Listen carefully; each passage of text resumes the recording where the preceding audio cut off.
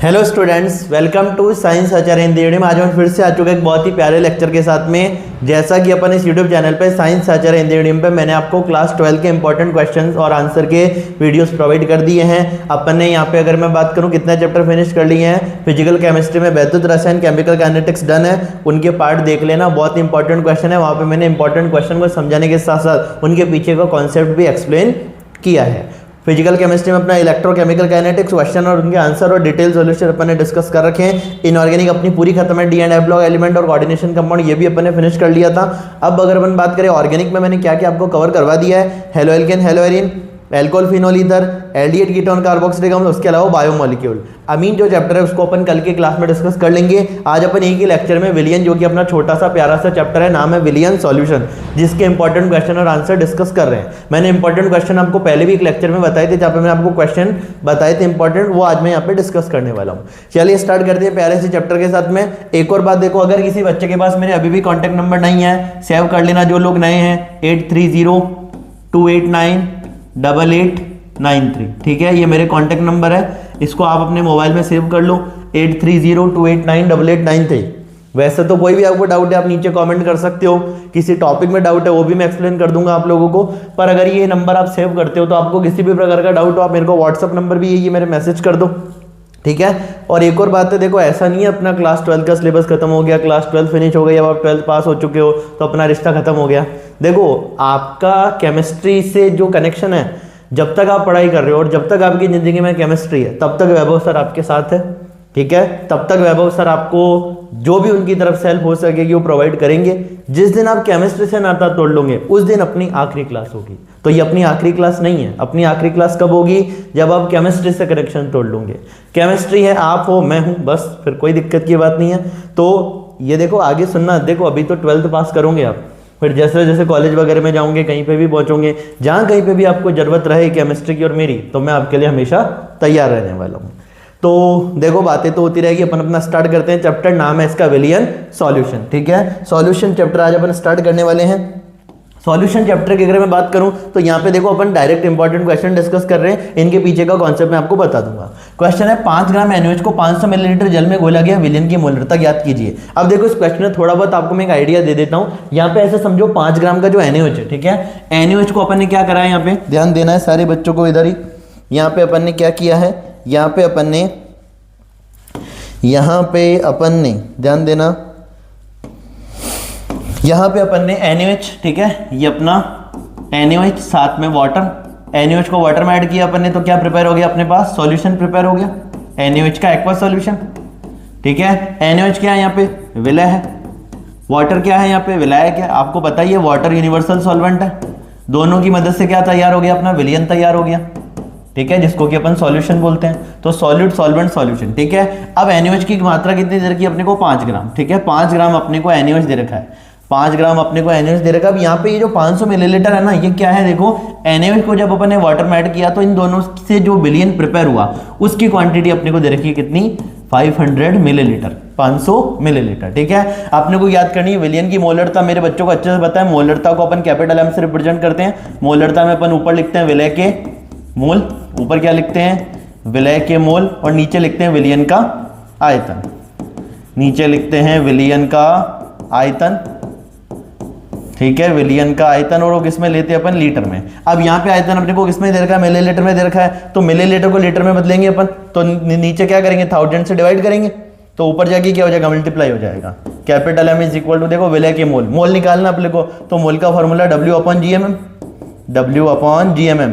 ठीक है, gram molecular mass. अब देखो कुछ टर्मिनोलॉजी है, GAM gram atomic mass, GMM gram molecular mass. ठीक है, gram molecular mass, gram atomic mass, MM अपना मोलर मास, AM अपना एटॉमिक मास। ठीक है, तो ये सारी जो बातें हैं वो अपन डिटेल में करते हैं मोल कॉन्सेप्ट में भी, और जब मैं चैप्टर डिटेल में पढ़ाता हूं तो अभी अपन डायरेक्ट लिख रहे हैं GMM ग्राम मॉलिक्यूलर मास। ठीक है, मॉलिक्यूल का अपने को मास लेना है ग्राम में।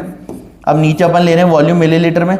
ठीक है, तो ऊपर इसको अपन क्या कर देंगे, 1000 से मल्टीप्लाई, वो अपॉन में था वो ऊपर जाके 1000 बन गया। ठीक है, मल्टीप्लाई हो गया, ये अपने पास फॉर्मूला निकल के आ गया। ठीक है, स्मॉल w क्या है, ठीक है, विलय की ग्राम में मात्रा। GMM क्या है, विलय का ग्राम आणविक द्रव्यमान। V मिलीलीटर क्या है, विलियन का आयतन किसमें, मिलीलीटर में, और यहाँ पे ऊपर ने 1000 से मल्टीप्लाई कर दिया। क्या निकालना है, मोलरता निकालनी थी, तो मोलरता निकालने के लिए क्या करा अपन ने, W कितना था 5 ग्राम, तो यहाँ पे 5 रख दिया। GMM, अब यहाँ पे अपने NaOH है, NaOH का GMM आपको निकालना आता ही है। सोडियम का 23 मास नंबर पता होना चाहिए, सोडियम का 23, ऑक्सीजन का 16, हाइड्रोजन का 1, 23 16 1 को ऐड किया तो 40, तो यहाँ पे 40, ठीक है। V मिलीलीटर कितना दे रखा अपने को 500, तो यहाँ पे अपन ने लिख दिया 500 और ऊपर अपन ने कर दिया 1000 से मल्टीप्लाई। इसको सॉल्व कर लो, 2 0 से 2 0 कैंसिल, 1 0 से 1 0 कैंसिल, ठीक है, 5 से 5 कैंसिल, 1/4, 0.25 मोल पर लीटर। मोलरता को कैपिटल M से लिखते हैं, इसकी यूनिट होती है मोल पर लीटर, या अपन ऐसे भी लिख सकते हैं 1/4 कैपिटल M, ठीक है। कैपिटल M का मतलब ही क्या है, मोलेरिटी। कैपिटल M का मतलब ही क्या है, मोलेरिटी, ठीक है। कैपिटल M का मतलब मोलेरिटी। अब मोलरता की परिभाषा भी आनी चाहिए, 1 लीटर विलियन में उपस्थित विलय के मोलों की संख्या को मोलरता कहते हैं, ये भी पूछ लिया जाता है। मोलरता की परिभाषा 1 लीटर विलियन में उपस्थित विलय के मोलों की संख्या मोलरता, कैपिटल M से अपन इसको प्रदर्शित करते हैं, ठीक है। आगे अगला क्वेश्चन देखो, एक प्रोटीन के 0.2 लीटर विलियन में, ठीक है। यहां से देखो वैल्यू लिखते जाया करो, आपको देखो जब भी एग्जाम में क्वेश्चन करना हो तो आपको आपकी अप्रोच कैसी होनी चाहिए, एक प्रोटीन की 0.2 लीटर विलियन में, मतलब अपने को विलियन का आयतन दे रखा है, सुनते जाना क्या दे रखा है, विलियन का आयतन, तो विलियन का आयतन, ठीक है, कितना है 0.2 लीटर, लीटर में ही दे रखा है इस बार तो, ठीक है। और अपने को ग्राम में मात्रा दे रखी है प्रोटीन की, ठीक है। एक प्रोटीन का 0.2 लीटर विलियन में प्रोटीन कितना है उसमें 1.26 ग्राम, तो अपने प्रोटीन कितना हो गया, प्रोटीन कितना है 1.26 ग्राम, 1.26 ग्राम, मतलब ये स्मॉल w दे रखा है अपने को, ठीक है। और ये कैपिटल V दे रखा है, विलियन का आयतन, वो भी किस में दे रखा है, लीटर में। देखो कैपिटल V का मतलब तो वॉल्यूम मतलब आयतन, और L मतलब किस में दे रखा है, वो लीटर में दे रखा है, ठीक है। आगे 300 केल्विन पे तापमान भी दे रखा है, टेम्परेचर कितना है 300 केल्विन, टेम्परेचर दे रखा है 300 केल्विन। इस विलियन का परासरण दाब को अपन किससे लिखते हैं, पाई से। एग्जाम में ये सारी अप्रोच करनी है अपने को, वैल्यू लिखती जानी है, फॉर्मूला लिखना, इसके भी मार्क्स मिलते हैं, ठीक है। तो परासरण दाब दे रखा है 2.57 इंटू 10⁻³ इसकी यूनिट भी दे रखी होगी बार, ठीक है। यूनिट प्रेशर की बार भी होती है, पता है अपने को। प्रोटीन के मोलर द्रव्यमान का परिकलन कीजिए, मतलब GMM, ग्राम मॉलिक्यूलर मास या मोलर मास, ठीक है, का परिकलन अपने को करना है। और क्वेश्चन में क्या दे रखा है अपने को, R गैस कांस्टेंट की वैल्यू दे रखी है 0.083, R की वैल्यू दे रखी है 0.083 लीटर, L बोले तो लीटर, बार प्रेशर की यूनिट, मोल इनवर्स केल्विन इनवर्स, मोल इनवर्स केल्विन इनवर्स, ठीक है। अब अपने को एक क्वेश्चन सॉल्व करना है, देखो वैसे ही समझ में आ गया होगा, परासरण दाब का सवाल है, अणुसंख्यक गुणधर्म का अपने पास सवाल है। परासरण दाब को अपन पाई से लिखते हैं, पाई बराबर होता है CRT, ठीक है। T टेम्परेचर है, R गैस कांस्टेंट है, C सांद्रता है और पाई परासरण दाब है। अब अपने को निकालना क्या है, यहाँ पे अपने को GMM निकालना है। अब सांद्रता की बात करता हूँ तो सांद्रता, मोलरता भी एक प्रकार की क्या है, सांद्रता क्या होती है, मोल बटा आयतन, ठीक है, विलय के मोल बटा विलियन का आयतन, तो N/V अपन सांद्रता को लिखते हैं, N मोल है यहाँ पे। अब N की जगह मैं क्या लिख सकता हूँ, वही जो अभी अपने पीछे किया, W/GMM। और यहाँ पे V अगर अपने को लीटर में दे रखा हो तो कोई दिक्कत नहीं है, और अगर मिलीलीटर में हो तो अपन ऊपर क्या कर देते हैं, 1000 से मल्टीप्लाई कर देते हैं। अगर ये मिलीलीटर में होता तो 1000 से मल्टीप्लाई करता, भी पीछे अपन ने मोलरता पढ़ी थी, अरे तो वैसा ही वही तो सांद्रता है यहाँ पे। तो अगर मान लो मिलीलीटर में होता तो ऊपर 1000 से मल्टीप्लाई कर देता, और लीटर में है तो कोई दिक्कत नहीं है, ठीक है। सांद्रता की वैल्यू यहाँ पुट कर देंगे, तो पाई की जगह मैंने रखा पाई, C की जगह मैंने रखा W/GMM, अपने को GMM निकालना है, वही molar mass gram molecular mass into volume in litre, और ऊपर R/T, ठीक है। अब अपने को क्या पूछा है, GMM पूछा है अपने को, GMM, तो GMM को उधर ले जाते हैं, ठीक है। GMM को ऊपर ले गए, W कितना है 1.26, तो 1.26, R की वैल्यू कितनी है 0.083, ठीक है।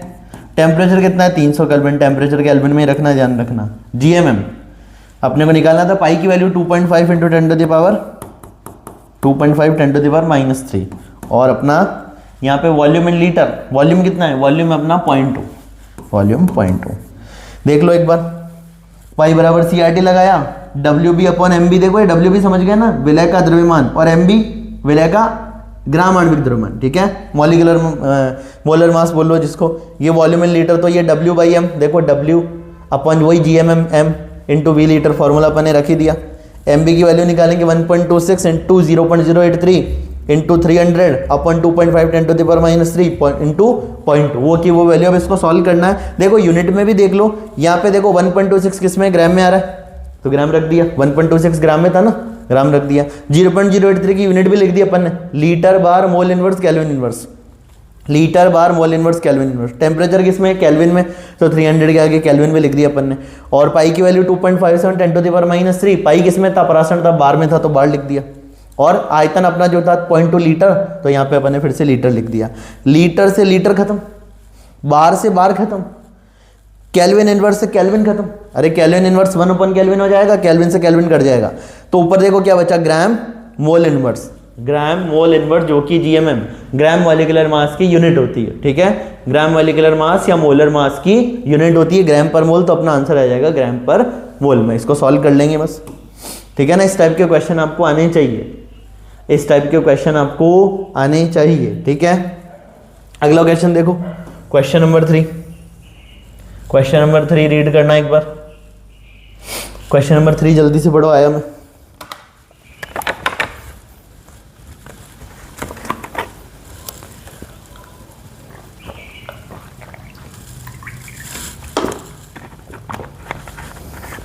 आपने कोई चैप्टर एंड करना है आज 1 घंटे में, सारे क्वेश्चन। देखो क्वेश्चन सुनो, जल का वाष्प दाब क्या होगा यदि उसमें 1 चम्मच चीनी डाल दी जाए। ध्यान से सुनो, जल का वाष्प दाब क्या होगा यदि उसमें 1 चम्मच चीनी डाल दी जाए। अब यहाँ पे आप लोगों को एक बात बता देता हूँ, जब तक जल अकेला है, मतलब अगर वाटर को अपन डायरेक्ट बॉईल कर रहे हैं, तो जो वाटर है वेपर ज़्यादा बनाएगा, उसका वेपर प्रेशर भी क्या होगा, ज़्यादा होगा। जल वाष्प ज़्यादा बनाएगा, उसका वाष्प दाब भी ज़्यादा होगा। पर अगर उसमें चीनी डाल दे, मतलब शुगर डाल दे, और शुगर आप लोगों को पता है वाष्पशील है। ठीक है, चीनी जो है ना, शक्कर, वो जल में घुलती तो है लेकिन वेपर नहीं बनाती है। अब अपन ने एक ऐसी चीज मिला दी, सुनना ध्यान से, अपन एक कंटेनर लिया, उस कंटेनर में पहले सिर्फ वाटर था तो बढ़िया से वेपर बना रहा था। अब अपन ने उसमें एक ऐसी चीज डाल दी जो वेपर नहीं बनाती है। वेपर नहीं बनाती है वो चीज अपन ने उसमें डाल दी, तो वो क्या करेगा, खुद तो वेपर बनाएगा नहीं, और वाटर की वेपर में जाने की टेंडेंसी को भी कम कर देगा। वाटर का वाष्प, जल का वाष्प अवस्था में जाने की प्रवृत्ति को कम कर देगा, जिससे जल का वाष्प दाब क्या होगा, कम हो जाएगा। तो यही लिखा है, जल में अवाष्पशील विलय। अवाष्पशील विलय समझ गया ना, जो वाष्प नहीं बनाते हैं। तो चीनी एक प्रकार की क्या है, अवाष्पशील विलय। जल में अवाष्पशील विलय, जैसे चीनी मिलाने पर विलायक मतलब जल के अणुओं की वाष्प प्रावस्था में जाने की प्रवृत्ति घटती है, जिससे वाष्प दाब कम हो जाता है। मान लो तुमको है ना एक ऐसा क्वेश्चन क्रिएट कर दिया, हमारे पास 2 कंटेनर है, एक में सिर्फ वाटर और एक में वाटर प्लस शुगर है, तो बताओ किसका वेपर प्रेशर ज्यादा होगा। तो अपन लोगों को कहना है सिर्फ वाटर वाले का वेपर प्रेशर ज्यादा होगा। ठीक है, उसका रीजन भी अपने को पता है, क्योंकि वाटर अकेला था तो वो जल्दी जल्दी किस में जा रहा था, लिक्विड से वेपर में जा रहा था। वेपर ज्यादा तो वेपर प्रेशर भी ज्यादा, वाष्प ज्यादा तो वाष्प दाब भी ज्यादा। पर अब अपन ने उसमें शुगर ऐड कर दी, जो कि अवाष्पशील प्रवृत्ति का होता है, तो खुद तो वाष्प बनाता नहीं है, जल के वाष्प अवस्था में जाने की प्रवृत्ति को भी कम कर देता है। तो वहां पे वेपर कम बनेगी तो वेपर प्रेशर भी कम होगा, वाष्प कम बनेगी तो वाष्प दाब भी कम होगा। जल में अवाष्पशील विलय, जैसे चीनी अवाष्पशील जो वाष्प नहीं बनाते हैं, मिलाने पर विलायक मतलब जल के अणुओं की वाष्प अवस्था में जाने की प्रवृत्ति करती है, जिससे वाष्प दाब का मान कम हो जाता है। अगला क्वेश्चन, वृहद अणुओं के मोलर द्रव्यमान ज्ञात करने के लिए कौन सा गुणधर्म उपयुक्त है। बहुत इंपॉर्टेंट क्वेश्चन है, सीबीएसई में भी कई बार पूछ रखा है कि जो बड़े बड़े मॉलिक्यूल है, जाइंट मॉलिक्यूल है, वृहद अणु, ठीक है, प्रोटीन वगैरह, कार्बोहाइड्रेट वगैरह, तो अगर अपने को इनका मोलर द्रव्यमान ज्ञात करना है तो अपने को कौन सा अणुसंख्यक गुणधर्म काम में लेना पड़ेगा। तो आंसर जाएगा परासरण दाब मापन, ऑस्मोटिक प्रेशर मेजरमेंट। इससे कैलकुलेशन जो होती है एकदम प्रॉपर आती है। ठीक है, जो वैल्यू निकल के आती है ना एकदम प्रॉपर आती है। तो वृहद अणुओं का मोलर द्रव्यमान ज्ञात करने के लिए कौन सा गुणधर्म उपयुक्त है, परासरण दाब मापन। ठीक है, अगला क्वेश्चन, क्या क्वथनांक का उन्नयन समान होगा यदि 0.1 मोल सोडियम क्लोराइड या 0.1 मोल चीनी को 1 लीटर जल में विलय किया जाए। कहने की एक बार तो 0.1 मोल सोडियम क्लोराइड है, एक बार 0.1 मोल चीनी है, कोई 1 लीटर जल में अगर अपन विलय कर रहे हैं तो क्या क्वथनांक में उन्नयन समान होगा।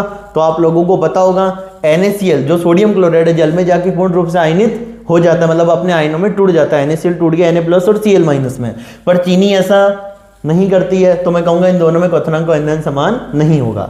तो नहीं, दोनों के क्वथनांक उन्नयन का मान समान नहीं होगा, क्योंकि सोडियम क्लोराइड जल में आयनित हो जाता है जबकि चीनी नहीं। सोडियम क्लोराइड जल में जाके अपने आयनों में टूट जाता है, जबकि चीनी ऐसा नहीं कर पाती, शुगर नहीं कर पाती।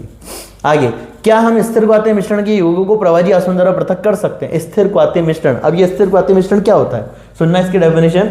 स्थिर क्वाथीय मिश्रण एजियोट्रॉपिक मिक्सचर क्या होता है, 2 द्रवों का ऐसा मिश्रण दो द्रवों का ऐसा मिश्रण जो एक निश्चित ताप पर उबलता है। क्या बोला मैंने? दो द्रवों का ऐसा मिश्रण जो कि एक निश्चित तापमान पर उबलता है तथा द्रव अवस्था में घटकों की प्रतिशतता वाष्प अवस्था में घटकों की प्रतिशतता के बराबर होती है। स्थिर क्वाथी मिश्रण क्या है? दो द्रवों का ऐसा मिश्रण जो कि एक निश्चित तापमान पर उबलता है तथा द्रव अवस्था में घटकों की प्रतिशतता वाष्प अवस्था में घटकों की प्रतिशतता के बराबर होती है। तो ऐसों को अपन प्रभाजी आसवन द्वारा पृथक नहीं कर सकते। सिंपल सी बात है, प्रभाजी आसवन द्वारा अपन उनको पृथक कर सकते हैं जिनके क्वथनांक में अंतर होता है। अब इन दोनों को क्वथनांक सेम है तो दोनों लिक्विड से किस में चल जाएंगे? वेपर में चल जाएंगे, तो अपन उनको अलग अलग नहीं कर पाएंगे। तो यहाँ पे यही पूछा है, क्या हम स्थिर क्वाथी मिश्रण के यौगिकों को प्रभाजी आसवन द्वारा पृथक कर सकते हैं? तो स्थिर क्वाथी मिश्रण के अवयवों को प्रभाजी आसवन द्वारा पृथक नहीं किया जा सकता। और स्थिर क्वाथी देखो, क्योंकि स्थिर क्वाथी मिश्रण की डेफिनेशन आनी चाहिए, दो द्रवों का ऐसा मिश्रण जो एक निश्चित तापमान पर उबलता है तथा द्रव अवस्था में घटकों की प्रतिशतता वाष्प अवस्था में घटकों की प्रतिशतता के बराबर होती है। जबकि स्थिर क्वाथी मिश्रण से अपन किसको अलग अलग कर सकते हैं? जिनके क्वथनांक में बॉइलिंग पॉइंट में अंतर होता है। ठीक है, आगे अगला क्वेश्चन, विलयन की मोललता ज्ञात करने का सूत्र लिखिए। मोललता को अपन किससे लिखते हैं? स्मॉल m से लिखते हैं। क्या होता है? विलय के मोल। ऊपर तो इसमें भी क्या लिखना है? विलय के मोल, और नीचे क्या लिखना है? विलायक का द्रव्यमान। विलय के मोल, नीचे लिखना है विलायक का द्रव्यमान। और विलायक का द्रव्यमान किसमें लेना है? किलोग्राम में। देखो मैंने मेरे बच्चों को एक बहुत बार ये बात बता रखी है। अब जो लोग हमसे ऑफलाइन पढ़ते थे, है ना, जो लोग मुझसे ऑफलाइन पढ़ रखे उन लोगों को पता ही अपन चैप्टर कितना डिटेल में लेके जाते हैं। डिटेल में लेके जाने का मतलब अपन प्रॉपर न्यूमेरिकल करते हैं, हर एक टॉपिक के न्यूमेरिकल करते हैं, कॉन्सेप्ट को अच्छे से समझते हैं। जब तक पूरे बच्चों को बात समझ नहीं आ जाती अपन आगे नहीं बढ़ते हैं। ठीक है, हर एक चीज़ को नोट करते हैं, नोट्स प्रॉपर बनाते हैं, तब जाके अपना चैप्टर होता है, तो उसमें काफ़ी टाइम लग जाता है। तो वहाँ पे मैंने बहुत ये सारी बातें डिटेल में पढ़ा रखी है। ठीक है, अभी तो अपन 1 घंटे में इस चैप्टर को एंड करेंगे, इंपॉर्टेंट क्वेश्चन इंपॉर्टेंट टॉपिक बस। ठीक है, पर अगर मैं बात करूँ, अपन ने इस चैप्टर को डिटेल में पढ़ा और वहाँ पे मैंने आपको एक बात बताई थी। ठीक है, ज़्यादातर सांद्रताओं में, ज़्यादातर या ज़्यादातर भी नहीं, देखो सारी सांद्रताओं में नीचे विलयन लेते हैं अपन, पर एक सांद्रता ऐसी अपनी एकमात्र मोललता जिसमें नीचे क्या आता है? विलायक आता है। नीचे क्या आता है? विलायक आता है। बाकी सब में नीचे क्या आता है? विलयन आता है। ठीक है, बाकी सब में नीचे क्या आता है? विलयन आता है। तो मोललता ऊपर विलायक के मोल और नीचे विलायक का द्रव्यमान किस में लेना है? किलोग्राम में। तो यही विलायक के मोलों की संख्या बटा विलायक का द्रव्यमान किलोग्राम में। अगला सवाल, 400 केल्विन तापमान पर किसी विलयन का टेम्परेचर दे दिया, कितना है? 400 केल्विन, तो टेम्परेचर रख दो 400 केल्विन। ठीक है, किसी विलयन का परासरण दाब मतलब पाई दे दिया अपने को, कितना? 0.0821, तो 0.081 अपन ने पुट कर दिया। ठीक है, विलयन की सांद्रता मोल पर लीटर में ज्ञात कीजिए। सांद्रता ज्ञात करनी है, और किस में ज्ञात करनी है? मोल पर लीटर में ज्ञात करनी है। ठीक है, और ये देखो इसकी परासरण दाब की यूनिट क्या दे रखी है? एटीएम दे रखी है, वायुमंडलीय दाब, एटमॉस्फेरिक प्रेशर, एटीएम। विलयन की सांद्रता मोल पर लीटर में ज्ञात कीजिए, जिसमें अपने को आर की वैल्यू दे दी क्वेश्चन में 0.0821। 0.0821। ठीक है, इसकी भी यूनिट देख लो, 0.0821 litre ATM kelvin inverse mole inverse. Litre ATM kelvin inverse mole inverse. देखो इसकी यूनिट में भी कंफ्यूजन नहीं होना चाहिए, मान लो एग्जाम में भूल जाओ litre ATM kelvin inverse mole inverse unit वगैरह के बारे में, तो अपने को एक बात पता है, पीवी इक्वल टू क्या होता है? एनआरटी आदर्श के समीकरण पढ़ाई होगा आप लोगों ने। दाब किस में ले लें? एटीएम में। दाब किस में ले लिया? यहाँ पे अपन ने एटीएम आयतन किस में ले लिया? लीटर में। एन क्या है? मोल। ठीक है, आर की यूनिट अपने को निकालनी है, टेम्परेचर किस में ले लिया? केल्विन में। तो मेरे को आर की यूनिट निकालनी रहेगी, तो सुनना एटीएम लीटर, तो एटीएम लीटर आगे आ गया, देखो क्योंकि ऊपर है तो एटीएम लीटर ऐसे कैसे। अब ये मोल नीचे जाएगा तो ये अपॉन मोल, केल्विन भी नीचे जाएगा तो केल्विन, और ये ऊपर जाके मोल क्या बन जाएगा? Mole inverse. अरे मोल क्या बन जाएगा? Mole inverse. और केल्विन क्या बन जाएगा? Kelvin inverse. तो यूनिट भी याद रखने की, पीवी इक्वल टू एनआरटी अपने को पता है, तो अपने को पता है इसकी यूनिट क्या है? Litre ATM. लीटर एटीएम में litre ATM kelvin inverse mole inverse. ठीक है, अब वही अपन फॉर्मूला लगा रहे हैं, पाई बराबर सी आर टी। सांद्रता निकालनी है तो सी बराबर क्या लिख दूंगा? इस आर टी को पाई के नीचे भेज दूंगा, पाई अपॉन आर टी। पाई की वैल्यू तुमको पता है कितनी है? 0.0821। अरे पुट कर सकते हैं ना, पाई की वैल्यू 0.0821। आर की वैल्यू कितनी है? आर की वैल्यू भी 0.0821। टेम्परेचर कितना है? 400 केल्विन, तो 400। बस सॉल्व कर लो, 0.81 से 0.81 खत्म, 1/400। अरे 1/400, 1/400 को सॉल्व कर ही लोगे, 2.5 10⁻³ मोल पर लीटर आ जाएगा। ठीक है, बहुत आसान कैलकुलेशन इसकी। तो 0.81 से 0.81 उड़ाया, पाई किस में था? देखो पाई अपना परासरण दाब, ये एटीएम में था, तो यहाँ पे अपन एटीएम लिख दिया। 0.081 किसमें था, 0.8 की unit, litre ATM kelvin inverse mole inverse, litre ATM kelvin inverse mole inverse. Temperature किसमें था, केल्विन में। एटीएम से एटीएम खत्म, केल्विन इनवर्स से केल्विन खत्म। ये केल्विन इनवर्स क्या बन जाएगा, ऊपर जाके केल्विन बन जाएगा, केल्विन से केल्विन एंड हो जाएगा। ठीक है, आगे बात करते हैं। तो देखो सांद्रता की यूनिट नीचे क्या है, लीटर, और ये मोल ऊपर जाए, मोल इनवर्स ऊपर जाके क्या बन जाएगा, मोल बन जाएगा। तो मोल पर लीटर में आ गई ना सांद्रता। अरे मोल इनवर्स ऊपर जाके क्या बन गया, मोल, और नीचे लीटर है तो मोल पर लीटर। ठीक है, सॉल्व कर लेंगे। 1/400, 1/4 कितना हो गया अपना 0.25, अरे 1/4 0.25, सॉल्व कर लो।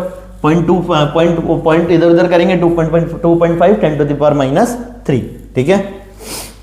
अरे डन है बात इतनी। चलो अगला क्वेश्चन पढ़ो जल्दी से। मोल अंश ज्ञात करने का सूत्र लिखिए, मोल अंश ज्ञात करने का सूत्र लिखिए, पढ़ो देखो।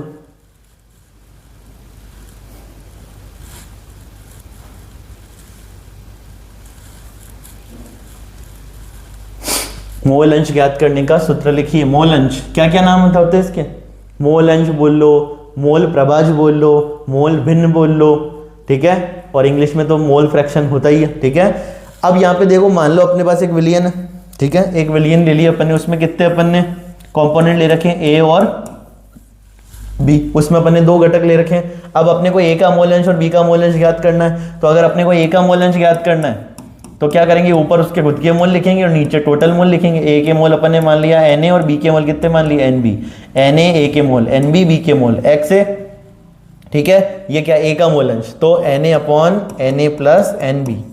ठीक है, बी के मोल अंश कैसे निकालेंगे, बी के मोल कहाँ रख दो, ऊपर लिख दो, नीचे क्या लिख दो, total mole Na plus Nb।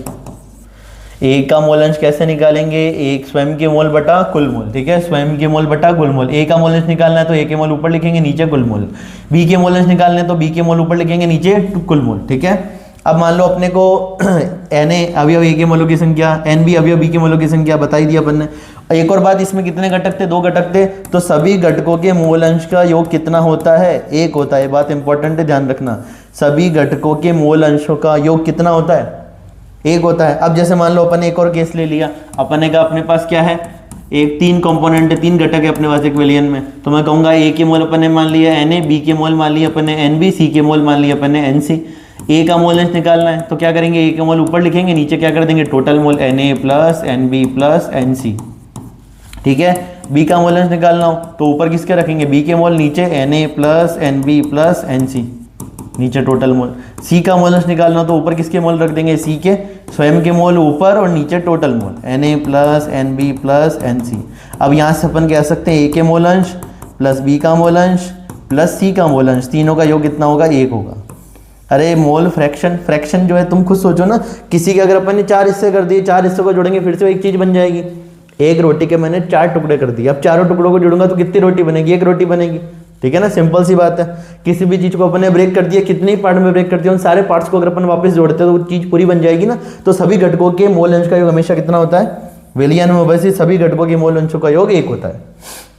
आगे अगला सवाल, बेंजीन में एथेनॉइक अम्ल के लिए वॉन ऑफ गुणांक का मान कितना होगा। देखो ये बात अपन ने कार्बोक्सिलिक अम्ल वाले चैप्टर में भी पढ़ी थी कि ये जो एथेनॉइक अम्ल होता है ये बेंजीन में जाके क्या बना लेता है, डाइमर बना लेता है। बेंजीन में जाके क्या बना लेता है, डाइमर बना लेता है। पहले कितने, मान लो अगर अपन बात करें कि पहले कितने कंपोनेंट या पहले कितने एथेनॉइक अम्ल थे, 2, बाद में जुड़ के कितने हो गए, क्योंकि दोनों ने डाइमर बना लिया तो 1, तो 1/2 अपना क्या आ जाएगा 0.5। ठीक है, तो बेंजीन में एथेनॉइक अम्ल के लिए वॉन ऑफ गुणांक जिसको कि अपन आई से लिखते हैं। ठीक है, आई का मान पूछ रहे हैं, तो बेंजीन में एथेनॉइक अम्ल क्या बनाता है, द्विलक बनाता है। बेंजीन में एथेनॉइक अम्ल द्विलक बनाता है जिसको अपन बोलते हैं डाइमर बनाता है। पढ़ा भी था अपन ने, आप लोगों को याद हो तो। एथेनॉइक अम्ल अपना CH3COOH, CH3COOH, इधर भी बना लेते हैं CH3C डबल बॉन्ड H। ठीक है, हाइड्रोजन का उच्च विद्युत ऋणात्मक परमाणु से आकर्षण, ऑक्सीजन का हाइड्रोजन का उच्च विद्युत ऋणात्मक परमाणु से आकर्षण, किसी एक अणु के हाइड्रोजन का किसी दूसरे परमाणु के उच्च विद्युत ऋणात्मक परमाणु से आकर्षण, ये क्या हाइड्रोजन बॉन्डिंग है। एक और बात जो बता देता हूं, तो यहाँ पे ये 2 मॉलिक्यूल आपस में कनेक्ट हुए तो इसको अपन क्या बोलेंगे, डाइमर। ठीक है, द्विलक बोलेंगे इसको अपन, क्या बोलेंगे, द्विलक बोलेंगे, डाइमर बोलेंगे। और यहाँ पे कौन सी हाइड्रोजन बॉन्डिंग हो रही है, तो अपन बोलेंगे इंटरमॉलिक्यूलर। क्या बोलेंगे, intermolecular hydrogen bonding. Intermolecular hydrogen bonding को अपन हिंदी में बोलते हैं अंतर अणुक हाइड्रोजन आबंध। अंतर अणुक हाइड्रोजन आवंत, अंतर अणुक हाइड्रोजन आवंत, इंटरमॉलिक्यूलर हाइड्रोजन बॉन्डिंग, ठीक है। तो बेंजीन में एथेनॉइक अम्ल द्विलक बनाता है, डाइमर बनाता है, तो द्विलक बनाने के कारण इसका वन टू गुणांक 1 से कम होगा और उसकी वैल्यू अपने को बताया, तब इसका मान 0.5 होगा, 0.5, ठीक है, 1/2.5, ठीक है, डाइमर बनाने के कारण। आगे, कच्चे आम को सांद्र लवणीय विलयन में रखे जाने पर क्या होगा। अब देखो सुनना ध्यान से, एक कोई आम है ना, समझ लो ये अपने पास एक आम था। अब तुम हंसोगे डायग्राम पे, चलो देखो समझ लो अपने पास एक आम है, अपने पास क्या है, एक आम है। डायग्राम पे फोकस करना है ना, क्या कहना चाह रहा हूं। उसको अपन ने उठा के कहाँ रख दिया, सांद्र लवणीय विलयन में, सांद्र लवणीय विलयन में, सांद्र लवणीय विलयन में अपन ने रख दिया। अब देखो सुनना एक बात ध्यान से, सांद्र लवणीय विलयन का मतलब क्या मैं कह सकता हूँ, सांद्र लवणीय विलयन में सांद्रता बहुत ज्यादा है, सांद्र लवणीय विलयन में सांद्रता क्या है, बहुत ज्यादा है। और आप लोगों को पता है सांद्रता कब ज्यादा होती है, जब वहां पे किसका अमाउंट ज्यादा हो, विलय का अमाउंट ज्यादा हो। इसका मतलब है बाहर क्या है, विलय बहुत ज्यादा है, तभी तो सांद्रता ज्यादा है। अरे सांद्र लवणीय विलयन का मतलब है इसमें लवण बहुत ज्यादा है, इस विलयन में लवण या सांद्रता जो मैं बोलूँ ना वो बहुत ज्यादा है, और विलय ज्यादा होगा तभी तो सांद्रता ज्यादा होती है। अरे विलय ज्यादा होगा तभी तो सांद्रता ज्यादा होती है। इसका मतलब बाहर विलय बहुत ज्यादा है, मतलब कम कौन हुआ, विलायक कम है बाहर। अरे समझे क्या मेरी बात, देखो सुनना वापस से बात। सांद्र आम को अपन ने उठा के रख दिया सांद्र लवणीय विलयन में, कच्चे आम को उठा के, ठीक है, सांद्र लवणीय विलयन में रखा, सांद्र लवणीय विलयन में अपन ने रखा। तो सांद्र लवणीय विलयन में सांद्रता क्या होती है, बहुत ज्यादा होती है। नाम में लिखा है सांद्र, मतलब सांद्रता बहुत क्या है, यहाँ पे ज्यादा है। सांद्रता ज्यादा है मतलब कौन सा घटक ज्यादा है, यहाँ पे विलय ज्यादा है। विलय ज्यादा मतलब यहाँ पे कम कौन है, विलायक कम है यहाँ पे। और बाहर अगर विलायक कम है मतलब अंदर विलायक क्या होंगे, अरे बाहर विलायक कम है मतलब अंदर विलायक ज्यादा। और तुमको पता है परासरण की प्रक्रिया में विलायक अर्धपारगम्य झिल्ली द्वारा अधिक सांद्रता से कम सांद्रता विलयन की ओर जाता है। तो मैं कहूंगा जो वाटर के मूवमेंट होगी, वाटर की मूवमेंट कहां से होगी, आम के अंदर से पानी जो है बाहर निकल जाएगा, मतलब वही परासरण होगा, जिससे आम क्या होगा, सिकुड़ जाएगा, जिससे आम क्या होगा, सिकुड़ जाएगा। सुनना ध्यान से, सांद्र लवणीय विलयन में रखे जाने पर कच्चा आम बहिर्परासरण समझ गए ना, बाहर वाटर जो है वो आम से बाहर आ रहा है, ठीक है, बहिर्परासरण के कारण जल को बाहर निकाल देता है, संकुचित हो जाता है, सिकुड़ जाता है, संकुचित हो जाता है, कॉन्ट्रैक्ट हो जाता है। इस प्रक्रिया में कच्चे आम से जल अर्धपारगम्य झिल्ली से बाहर सांद्र लवणीय विलयन में आने लगेगा। इस प्रक्रिया में कच्चे आम से जल अर्धपारगम्य झिल्ली से बाहर सांद्र लवणीय विलयन में आने लगेगा, जिससे आम सिकुड़ जाएगा, कॉन्ट्रैक्ट हो जाएगा, ठीक है। तो ये इस टाइप के क्वेश्चन बन जाते हैं, ठीक है, इंपॉर्टेंट ध्यान रखना। आगे लिखा है रुधिर में ऑक्सीजन की कम सांद्रता से पर्वतों कमजोर हो जाते हैं, स्पष्टता सोच नहीं पाते हैं। हेनरी नियम के अनुप्रयोग की बात कर रहे हैं यहाँ पे अपन, आप लोगों ने सुना भी होगा कि जैसे रुधिर में ऑक्सीजन की कम सांद्रता से पर्वतारोही, जो लोग मतलब पर्वत वगैरह पे चढ़ रहे हैं या कोई हाइट पे बहुत ज्यादा हाइट पे जा रहे हैं, या फॉर एग्जांपल किसी ऐसी जगह जा रहे हैं जहाँ पे बहुत ज्यादा हाइट है, पहाड़ों पे जा रहे हैं लोग घूमने, तो वहां पे क्या होता है, रुधिर में ऑक्सीजन की कम सांद्रता से पर्वतारोही कमजोर हो जाते हैं तथा स्पष्टतया सोच नहीं पाते। इस विशेष दशा को क्या कहते हैं, तो अपनी एनसीईआरटी में लिख रखा है साफ साफ, इस विशेष दशा को अपन बोलते हैं एनोक्सिया। क्या बोलते हैं, इस विशेष दशा को एनोक्सिया कहते हैं। इस स्थिति का कारण स्पष्ट करें। कारण सुनना, जैसे जैसे ऊंचाई पर जाते हैं, जैसे जैसे अपन हाइट पे जाएंगे, ठीक है, ऑक्सीजन का आंशिक दाब क्या होता जाता है, कम होता जाता है। जैसे जैसे हाइट पे जाते हैं ऑक्सीजन का आंशिक दाब, पार्शियल प्रेशर कम होता जाता है, जिससे पर्वतारोही की रुधिर एवं ऊतकों में O2 की सांद्रता कम हो जाती है। तुम कुछ सोचो, देखो जैसे जैसे अपन ऊपर जा रहे हैं प्रेशर क्या होता जा रहा है, कम होता जा रहा है। प्रेशर कम है वहां पे ऑक्सीजन का, तो ऑक्सीजन वहां पे इजीली बाहर से अंदर नहीं आ पाती। इसका मतलब वहां पे जो भी जैसे अब जैसे जिससे पर्वतारोही के रुधिर और ऊतकों में O2 की सांद्रता क्या हो जाती है, कम हो जाती है। जितनी ऑक्सीजन आनी चाहिए उतनी ऑक्सीजन अब नहीं आ पाती। क्यों नहीं आ पाती, क्योंकि जैसे जैसे हाइट पे जाते हैं, ऊंचाई पे जाते हैं, पार्शियल प्रेशर क्या होता जाता है, कम होता जाता है। प्रेशर कम हो रहा है तो O2 की सांद्रता कम होती जाती है, जिसके कारण एनोक्सिया की स्थिति बन जाती है, चक्कर वगैरह आते हैं, उल्टी वगैरह होती है। तो इस पूरी दशा को अपन एनोक्सिया कहते हैं। स्पष्ट सोच नहीं पाते हैं, ऑक्सीजन वगैरह नहीं जा रही है तो अब दिक्कत हो जाएगी ना, जो भी प्रोसेस है। तो इसका नाम पूछ लेते हैं, इस विशेष दशा को एनोक्सिया बोलते हैं। ऐसा क्यों होता है, क्योंकि हाइट पे जाने पे जो वहाँ पे पार्शियल प्रेशर है, या मैं बोलूँ कि जो दाब है उसका मान कम होता जाएगा, तो वहाँ पे ऑक्सीजन जो है ऊतकों तक और सेल तक, कोशिका और ऊतकों तक ऑक्सीजन की सप्लाई नहीं हो पाएगी, जिससे पर्सन को जैसे चक्कर वगैरह आना, उल्टी वगैरह आना, ऐसी चीजें होने लगेगी, ठीक है। जैसे जैसे ऊंचाई पर जाते हैं O2 का आंशिक दाब कम होता जाता है, जिससे पर्वतारोही की रुधिर ऊतकों में O2 की सांद्रता कम हो जाती है, ऑक्सीजन नहीं मिल पा रही है, जिसके कारण एनोक्सिया की स्थिति बन जाती है। इसको एनसीईआरटी से एक बार वापस पढ़ के जाना पूरा टॉपिक। तो अपना जो सेकंड क्वेश्चन है ये ट्राई करते हैं। देखो 30 ग्राम एथेनॉइक अम्ल 100 ग्राम जल में है। 30 ग्राम एथेनॉइक अम्ल किस में है? 100 ग्राम जल में है। एथेनॉइक अम्ल की जल में मोललता ज्ञात करो। ठीक है, देखो मोललता पूछी, मतलब स्मॉल एम। स्मॉल एम जो होता है अपना क्या होता है? विलय के मोल। स्मॉल एम क्या है अपना? विलय के मोल।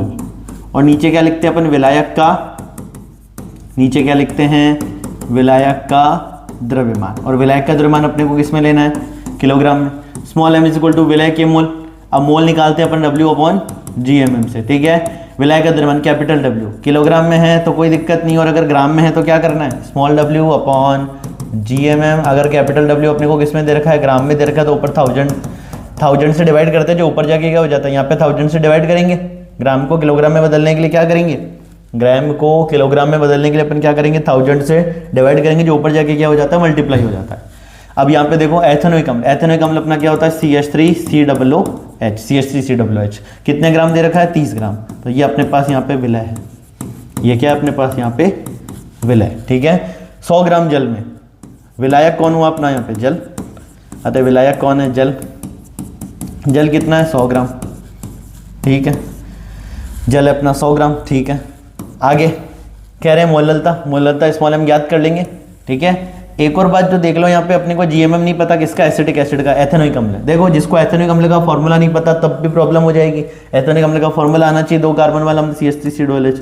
GMM निकाल लें, किसका? CH3COOH का, CH3COOH का GMM अगर अपन निकालें, कार्बन की द्रव्यमान संख्या 12 तो 2 की कितनी हो गई? 24।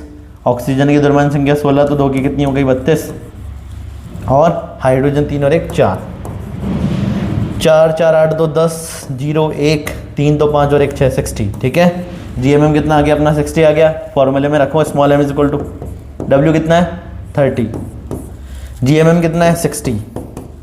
W कितना निकाला? 100। और अपन लिख देंगे यहाँ पे 1000। ठीक है, यूनिट क्या आएगी? मोल पर किलोग्राम। ठीक है ना, मोल पर किलोग्राम। 20 से 20 कैंसिल। 30 60 कितना हो गया? 1/2। ऊपर 10 है ही, 10/2 कितना हो गया अपना? 5। ठीक है, 5 स्मॉल एम लिख लो या 5 मोल पर kg। तो एथेनॉइक अम्ल की अपन ने मोललता निकाल ली, 5 स्मॉल एम होगी।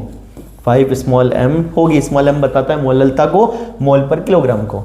अगली बात सुनो, अगला क्वेश्चन, परासरण दाब की परिभाषा लिखी है। परासरण दाब बहुत इंपॉर्टेंट है, सुनना ध्यान से। ऑस्मोटिक प्रेशर पाई से रिप्रेजेंट करते हैं। डेफिनेशन सुनो, 2-3 डेफिनेशन के बारे में बात करेंगे। परासरण दाब की परिभाषा, परासरण की क्रिया के कारण, परासरण की क्रिया के कारण ऊर्ध्वाधर स्तंभ में उत्पन्न द्रव स्थैतिक दाब।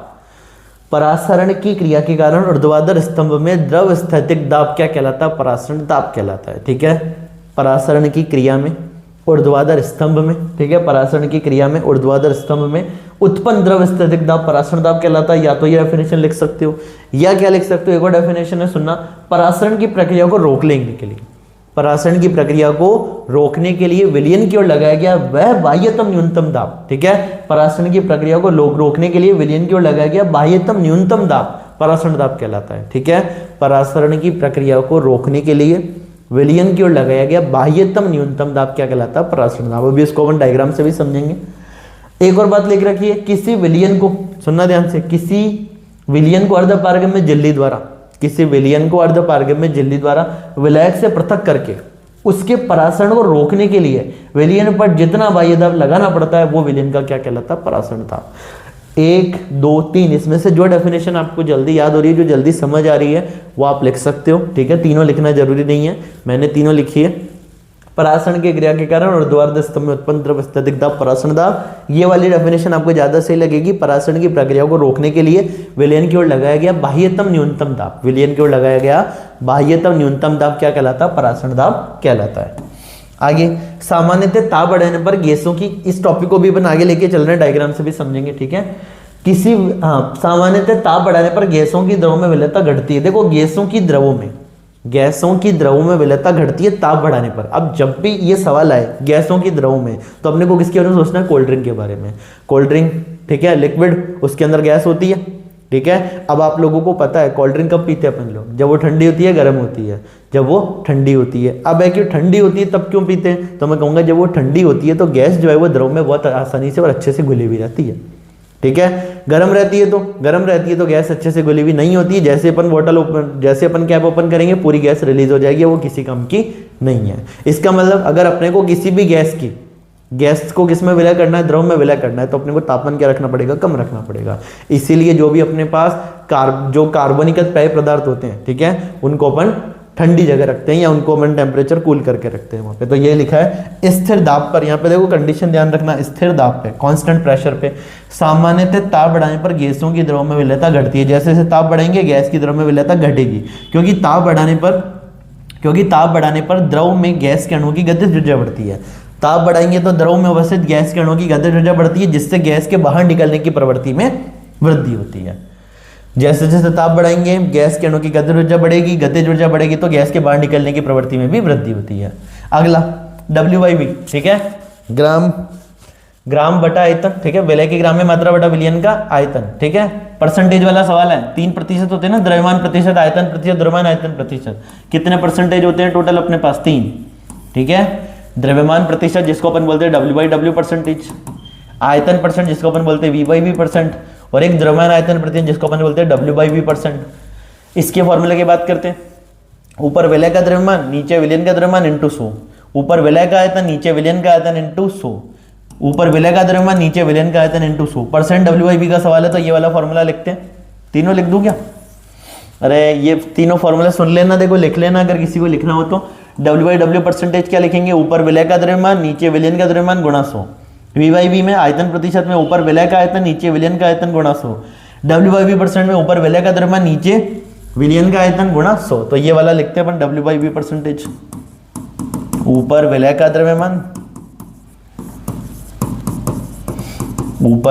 द्रव्यमान नीचे विलयन का आयतन मल्टीप्लाई बाय 100, ठीक है। अगर ये ग्राम में है तो ये अपन किसमें ले लेंगे? मिलीलीटर में, ठीक है। तो %W 5% WIV, मतलब WIV की वैल्यू अपने इधर रखिए 5% है, ठीक है। NaCl के 200 मिलीलीटर विलयन बनाने के लिए तो अपने को विलयन का आयतन भी दे देगा 200 मिलीलीटर। कितने ग्राम NaCl की आवश्यकता होगी, मतलब अपने को विलय का द्रव्यमान पूछ रहे हैं। 20 से 20 कैंसिल, 5 को 2 से मल्टीप्लाई कर देंगे तो 10 ग्राम आ जाएगा, ठीक है। द्रव्यमान आयतन परसेंट, WIV परसेंट, विलय का द्रव्यमान ऊपर ग्राम में लेना, विलयन का आयतन मिलीलीटर में लेना इंटू 100। अब इन दोनों के लिए एक बात याद रखना, अगर ऊपर अपन विलय का आयतन मिलीलीटर में ले रहे हैं तो नीचे भी विलयन का आयतन किस में लेंगे? मिलीलीटर में। ऊपर विलय का द्रव्यमान ग्राम में ले रहे तो नीचे भी विलयन का द्रव्यमान किस में लेंगे? ग्राम में लेंगे। ये ग्राम में तो ये भी ग्राम में, ये किलोग्राम में तो ये भी किलोग्राम में, ये मिलीलीटर में तो ये भी मिलीलीटर में, ठीक है। ये लीटर में तो ये भी लीटर में। ये बात आप लोगों को दिमाग में रखनी है, ठीक है। आगे स्थिरघातीय मिश्रण क्या होते हैं? तो दो द्रवों के ऐसे मिश्रण जो एक नियत ताप पर शुद्ध द्रव की भांति उबलते हैं। दो द्रवों के ऐसे मिश्रण जो एक नियत ताप पर शुद्ध द्रव की भांति उबलते हैं स्थिरघातीय मिश्रण कहलाते हैं। इन मिश्रण का द्रव अवस्था में तथा वाष्प अवस्था में रासायनिक संगठन समान होता है। इनका द्रव अवस्था में तथा वाष्प अवस्था में रासायनिक संगठन समान होता है। इस स्थिरघातीय मिश्रण को प्रवाही आसवन द्वारा पृथक नहीं किया जा सकता। अभी अपने पीछे पढ़ा था, इस स्थिरघातीय मिश्रण को क्या हम प्रवाही आसवन द्वारा पृथक कर सकते हैं? तो आंसर जाएगा नहीं कर सकते। हम स्थिरघातीय मिश्रण को प्रवाही आसवन द्वारा पृथक नहीं कर सकते, ठीक है। स्थिरघातीय मिश्रण को प्रवाही आसवन द्वारा पृथक नहीं कर सकते। एक और डेफिनेशन, दो द्रवों का ऐसा विलयन मिश्रण जो एक निश्चित तापमान पर उबलता है तथा वाष्प अवस्था में घटकों की प्रतिशतता द्रव अवस्था में घटकों की प्रतिशतता के बराबर होती है। एक बार ये पूरी थ्योरी पढ़ लो, कोई डाउट हो तो पूछ लो और नहीं हो तो अपन चले आगे।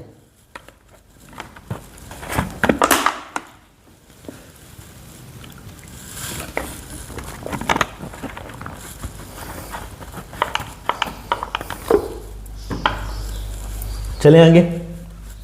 परासरण दाब की परिभाषा लिखी है, ठीक है। वापस से आ गया परासरण दाब। परासरण की प्रक्रिया को रोकने के लिए, सुनना, परासरण की प्रक्रिया को रोकने के लिए विलयन की ओर लगाया गया बाह्यतम न्यूनतम दाब क्या कहलाता है? परासरण दाब कहलाता है। आगे फिर से न्यूमेरिकल आ गया, ठीक है। 27 डिग्री सेल्सियस ताप, अब तापमान किसमें दर का? 27 डिग्री सेल्सियस में। किसमें कन्वर्ट कर लेंगे? केल्विन में। क्या जोड़ देंगे? 273। 273 अपन इसमें ऐड करेंगे, ठीक है। 273 जैसे ऐड करेंगे कितना हो गया? ये 300 केल्विन हो गया। अरे 273 ऐड करते हैं, टेम्परेचर कितना हो गया? 300 केल्विन, ठीक है। 0.01 मोलर सांद्रता भी दे रखी है अपने को, 0.01 मोलर। परासरण दाब पूछ रहे हैं पाई, ठीक है। और आर की वैल्यू भी क्वेश्चन में गिवन है 0.0821। बस वैल्यू रखो पाई बराबर CRT। पाई बराबर क्या रखा? CRT। परासरण दाब का फॉर्मूला फाई बराबर CRT, C सांद्रता, R gas constant, T temperature, temperature देना केल्विन में, 300 रखा, 0.02 रखा, 0.01 रखा, सॉल्व करो आंसर आ जाएगा। आगे, राउल्ट के नियम से ऋणात्मक विचलन प्रदर्शित करने वाला अनादर्श विलयन का युग्म है। राउल्ट के नियम से ऋणात्मक विचलन प्रदर्शित करने वाला अनादर्श विलयन का युग्म है। अब देखो आप लोगों को पता है कि आदर्श और अनादर्श विलयन अपन लोगों ने पढ़ा है, ठीक है। आदर्श और अनादर्श में अंतर देख लेना। देखो दो अंतर आप लोगों को ध्यान रखने हैं, आदर्श और अनादर्श विलयन में अंतर बताइए, और धनात्मक विचलन और ऋणात्मक विचलन में भी अपने को अंतर बताना है, ठीक है। ये एक बार का टॉपिक अच्छे से देख लेना एनसीईआरटी में। अभी यहाँ पे अपने को सिंपली पूछा था तो अपने आंसर टिक करा, जल और हाइड्रोक्लोरिक एसिड, जल और हाइड्रोक्लोरिक अम्ल, ठीक है। देखो धनात्मक विचलन की बात करते हैं, इसके example ethyl alcohol cyclohexane, ethyl alcohol water, methanol water, carbon tetrachloride benzene, carbon tetrachloride toluene, carbon tetrachloride chloroform, carbon tetrachloride methanol, ये सारे वो है जो कि धनात्मक विचलन प्रदर्शित करते हैं, ठीक है। ऋणात्मक विचलन वाले HCl एंड वाटर, उसके अलावा ऋणात्मक विचलन वाला nitric acid and water, chloroform और CH3CO, CH3 अपना एसीटोन, क्लोरोफॉर्म और एथॉक्सी एथेन, क्लोरोफॉर्म और एसिटिक एसिड, क्लोरोफॉर्म और नाइट्रिक एसिड, क्लोरोफॉर्म और अपना C6H6 बेंजीन, ठीक है। ये सारे ऋणात्मक विचलन वाले, ये सारे धनात्मक विचलन वाले एनसीईआरटी के एग्जांपल है, दिमाग में रखना। कुछ कुछ एग्जांपल इंपॉर्टेंट है, जैसे जल और हाइड्रोक्लोरिक अम्ल, ऋणात्मक विचलन जल और हाइड्रोक्लोरिक अम्ल क्या प्रदर्शित करता है, ऋणात्मक विचलन प्रदर्शित करता है। आगे सुनो, विलयन की परिभाषा पूछ ली थी, बहुत ही आसान सवाल। 2 या 2 से अधिक पदार्थों का समांगी मिश्रण क्या कहलाता है, विलयन कहलाता है। 2 या 2 से अधिक पदार्थों का समांगी मिश्रण क्या कहलाता है, विलयन कहलाता है, ठीक है।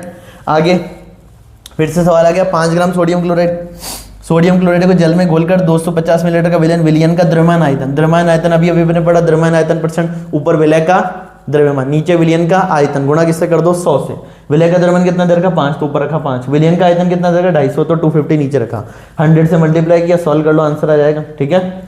सॉल्व करते ही आंसर आ जाएगा, 1 0 से 1 0 कैंसिल, 5 से 25, 5 टाइम्स में 5, 10/5 इतना हो गया, 2 हो गया, 2% W/V, 2% W/V। आगे सुनो एक और क्वेश्चन, ये जो धनात्मक ऋणात्मक वाला है ना, इसके पीछे का कॉन्सेप्ट समझते हैं अपन, सुनना ध्यान से। क्वेश्चन है, क्लोरोफॉर्म CHCl3 जानते हैं अपन फॉर्मूला, तथा एसीटोन CH3CO CH3, ठीक है। 3 कार्बन वाला कीटोन, छोटा सा प्यारा सा कीटोन, नाम है उसका एसीटोन, 3 कार्बन वाला कीटोन अपना CH3CO CH3। विलयन, क्लोरोफॉर्म और एसीटोन के विलयन द्वारा राउल्ट के नियम से ऋणात्मक विचलन प्रदर्शित करने का कारण समझाइए कि ये राउल्ट के नियम से ऋणात्मक विचलन क्यों प्रदर्शित करते हैं। अब आप लोगों को एक बात बताओ कि ऋणात्मक विचलन प्रदर्शित करने के लिए अपन एक लाइन पढ़ी थी डिफरेंस में, है ना। AB आकर्षण जो है वो ज्यादा होगा A और BB आकर्षण से। अब ये लाइन क्या कहना चाह रही है, AB आकर्षण का मान A और BB आकर्षण से क्या होगा, ज्यादा होगा। इसको ऐसे समझो कि जब सिर्फ A के अणु थे, एक कंटेनर था जिसमें सिर्फ A थे, एक कंटेनर था जिसमें सिर्फ B थे, ठीक है। तो वहां पे जो अणुओं के बीच आकर्षण था, A के बीच आकर्षण होगा कुछ ना कुछ, और एक कंटेनर था जब उसमें सिर्फ B थे, उसमें कोई आकर्षण था। अब जब अपन इन दोनों को मिला दिया, जब अपने A कंटेनर और B कंटेनर, A कंटेनर वाले को और B कंटेनर वाले को मिलाया, तो अब A और B दोनों मिक्स हो गए। तो जब A और B आपस में मिक्स हुए तो अपने को पता चला उन दोनों के बीच आकर्षण क्या था, ज्यादा था। किससे, जब वो अकेले थे, जब B भी अकेला था, जब B अकेला था और A अकेला था तब आकर्षण उतना नहीं था जितना जब ये दोनों साथ थे तब आकर्षण था। क्या सर इससे क्या कहना चाह रहा हूं, सुनना ध्यान से बात। क्लोरोफॉर्म तथा एसीटोन को मिलाने पर विलयन राउल्ट के नियम से ऋणात्मक विचलन प्रदर्शित करता है, क्योंकि क्लोरोफॉर्म तथा एसीटोन के मध्य अंतर आणविक आकर्षण बल लगता है। अंतर आणविक समझते हो ना, 2 अणुओं के बीच आकर्षण। अंतर आणविक का मतलब 2 अणुओं के बीच आकर्षण लगता है जो इन्हें वाष्पित होने से रोकता है, जो इन्हें वाष्पित होने से रोकता है और वाष्प दाब में कमी आती है, जिसके कारण ऋणात्मक विचलन प्रदर्शित करते हैं। वापस से समझना, अब अपने पास एक कंटेनर में था क्लोरोफॉर्म, ठीक है, एक कंटेनर में था क्लोरोफॉर्म और एक कंटेनर में था अपना एसीटोन। एक कंटेनर में क्लोरोफॉर्म, एक कंटेनर में एसीटोन। अपन ने क्लोरोफॉर्म को उबालना शुरू किया, चला गया वेपर में, ठीक है। एसीटोन को उबालना शुरू किया, वो भी चला गया किसमें, वेपर में, एक पर्टिकुलर टेम्परेचर पे। अब जब अपन इन दोनों को साथ मिलाया तो ये उतना जल्दी वेपर नहीं बनाए जितना कि पहले बनाते थे जब ये अकेले थे। इसका मतलब जब अपन ने इन दोनों कंटेनर को आपस में मिलाया, मतलब अपन ने क्लोरोफॉर्म और एसीटोन को आपस में मिलाया, तो इन्होंने एक दूसरे के साथ एक आकर्षण बल अनुभव किया। आकर्षण ज्यादा था तो मैं कहूंगा इनकी वेपर में जाने की टेंडेंसी कम हो गई, और अगर इनकी वेपर में जाने की टेंडेंसी कम हो गई तो ये वेपर प्रेशर उतना नहीं बनाएंगे जितना कि पहले बनाते थे, या उतना वेपर प्रेशर क्रिएट नहीं करेंगे जितना कि पहले क्रिएट करते थे, तो वाष्प दाब में इनके कमी आ गई। इसका मतलब है राउल्ट के नियम से कमी, तो ये ऋणात्मक विचलन प्रदर्शित करेंगे। वापिस से पूरी बात पढ़ते हैं, सुनना ध्यान से। क्लोरोफॉर्म तथा एसीटोन को मिलाने पर उनका विलयन राउल्ट के नियम से ऋणात्मक विचलन प्रदर्शित करता है। ठीक है, करता है। क्यों करता है? क्योंकि क्लोरोफॉर्म तथा एसीटोन के मध्य अंतराण्विक आकर्षण बल लगता है। क्लोरोफॉर्म और एसीटोन के मध्य अंतराण्विक आकर्षण बल लगता है। ठीक है, जो क्या करता है, इन्हें वाष्पित होने से रोकता है। अरे जब तक इनमें आकर्षण है तो इनको ऊपर अपन वेपर में नहीं बेच पाएंगे। ठीक है, लिक्विड को अपन वेपर में नहीं बेच पाएंगे, तो इनमें आकर्षण लग रहा है तो वो इनको वेपर में जाने से रोकेगा। ठीक है, जो इन्हें वाष्पित होने से रोकता है और वाष्प दाब में क्या लाता है? कमी लाता है। मतलब जो पहले जितना जल्दी वेपर बनाते हैं तो उतना आप वेपर नहीं बनाएंगे, उतनी जल्दी नहीं बनाएंगे। उतनी जल्दी नहीं बनाएंगे तो जितना वेपर प्रेशर पहले लग पा रहा था उतना नहीं लग पाएगा। इसका मतलब वाष्प दाब में क्या आ गई? कमी आ गई, जिसके कारण ये विलयन ऋणात्मक विचलन प्रदर्शित करता है। क्लोरोफॉर्म तथा एसीटोन ऋणात्मक विचलन प्रदर्शित करते हैं क्योंकि क्लोरोफॉर्म और एसीटोन के मध्य जो आकर्षण है वो क्लोरोफॉर्म और एसीटोन से क्या है? ज्यादा है।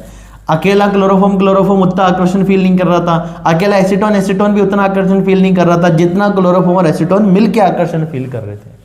इसका मतलब क्लोरोफॉर्म तथा एसीटोन के मध्य आकर्षण बल क्लोरोफॉर्म तथा एसीटोन के मध्य आकर्षण बल से ज्यादा है। यहाँ पे क्लोरोफॉर्म समझ गए ना, एक कंटेनर में सिर्फ क्लोरोफॉर्म ही है। एसीटोन का मतलब एक कंटेनर में सिर्फ एसीटोन ही है, और क्लोरोफॉर्म एसीटोन का मतलब एक कंटेनर में क्लोरोफॉर्म भी है और एसीटोन भी है। इसका मतलब क्लोरोफॉर्म एसीटोन के मध्य आकर्षण क्लोरोफॉर्म और एसीटोन के आकर्षण से ज्यादा होता है।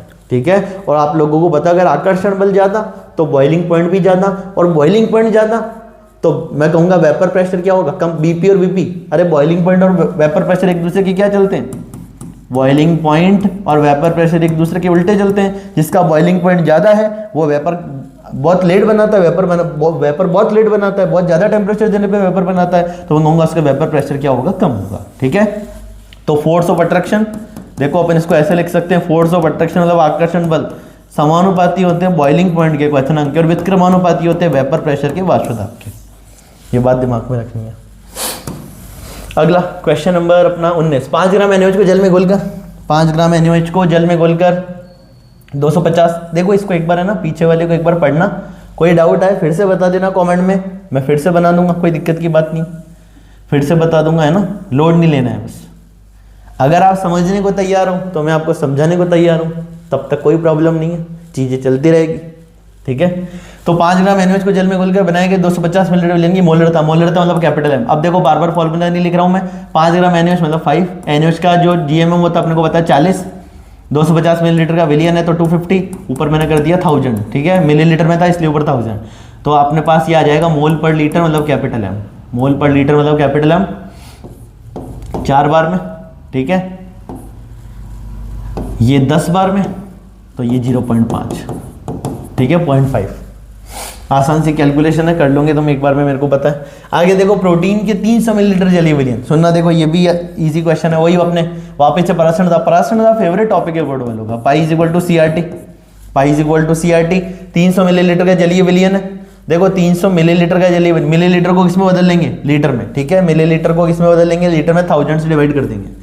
1.2 ग्राम, 1.25 ग्राम, चलो लिख लेते हैं। Pi is equal to C अपना W अपना GMM निकालना है क्या? इसमें क्या निकालना है? 300 मिलीलीटर जलीय विलयन में 1.25 ग्राम प्रोटीन है, 300 केल्विन पर इस विलयन का पराशरण दाब भी दे रखा, प्रोटीन के मूल्य द्रव्यमान की गणना कीजिए। हाँ, GMM निकालना है, R और T सब पता है। GMM निकालना तो GMM को भेज रहा हूँ ऊपर, W अपॉन नीचे पाई R और T। ठीक है, W कितना है? W दे रखा 1.25, तो ऊपर रख दिया अपने 1.25। R का मान कितना है? क्वेश्चन में दे रखा 0.083। टेम्परेचर कितना है? 300 केल्विन, तो ऊपर रख दिया अपन ने 300 अपॉन पाई की वैल्यू कितनी है? पाई की वैल्यू यहाँ पे देखो एक और बात, वॉल्यूम इन लीटर लिखना मत भूलना, वॉल्यूम इन लीटर।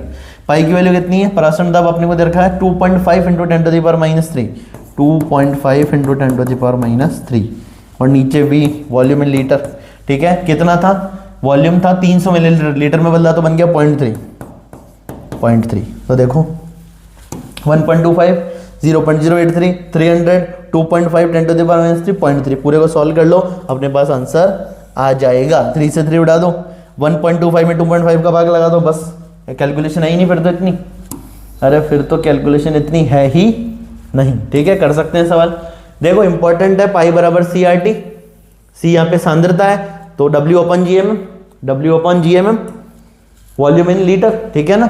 सांद्रता वही अपनी मोलरता, सांद्रता वही अपनी मोलरता, मोल बटा आयतन, आयतन किस में ले लेना है, लीटर में, ऊपर विलय के मोल, नीचे विलयन का आयतन, जो कि अपने को लेना है लीटर में।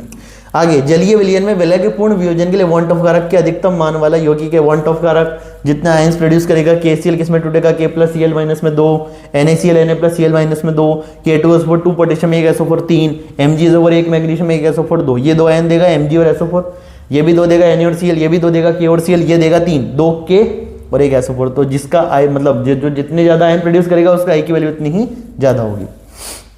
अगला क्वेश्चन सुनो, अगला क्वेश्चन, एथिलीन ग्लाइकोल का 35% V/V विलयन वाहनों के इंजन को ठंडा करने के काम आता है, इसमें जल का आयतन मिलीलीटर में ज्ञात कीजिए। एथिलीन ग्लाइकोल का 35% V/V, 35% V/V समझते हो, और एथिलीन ग्लाइकोल तो इसका मतलब क्या हुआ, सुनना ध्यान से, क्या पूछ रहे हैं, वाहनों के इंजन को पता है, एथिलीन ग्लाइकोल की बात याद रखना, वाहनों के इंजन को ठंडा करने के काम आता है, जल का आयतन ज्ञात करना है मिलीलीटर में। तो 35% V/V का मतलब समझो 35% विलय किस में है, 100 मिलीलीटर विलियन में उपस्थित है, ये बात अपन जानते हैं, कहीं पे लिखा है ना 35% V/V, तो इसका मतलब 35% विलय 100 मिलीलीटर विलियन में उपस्थित है।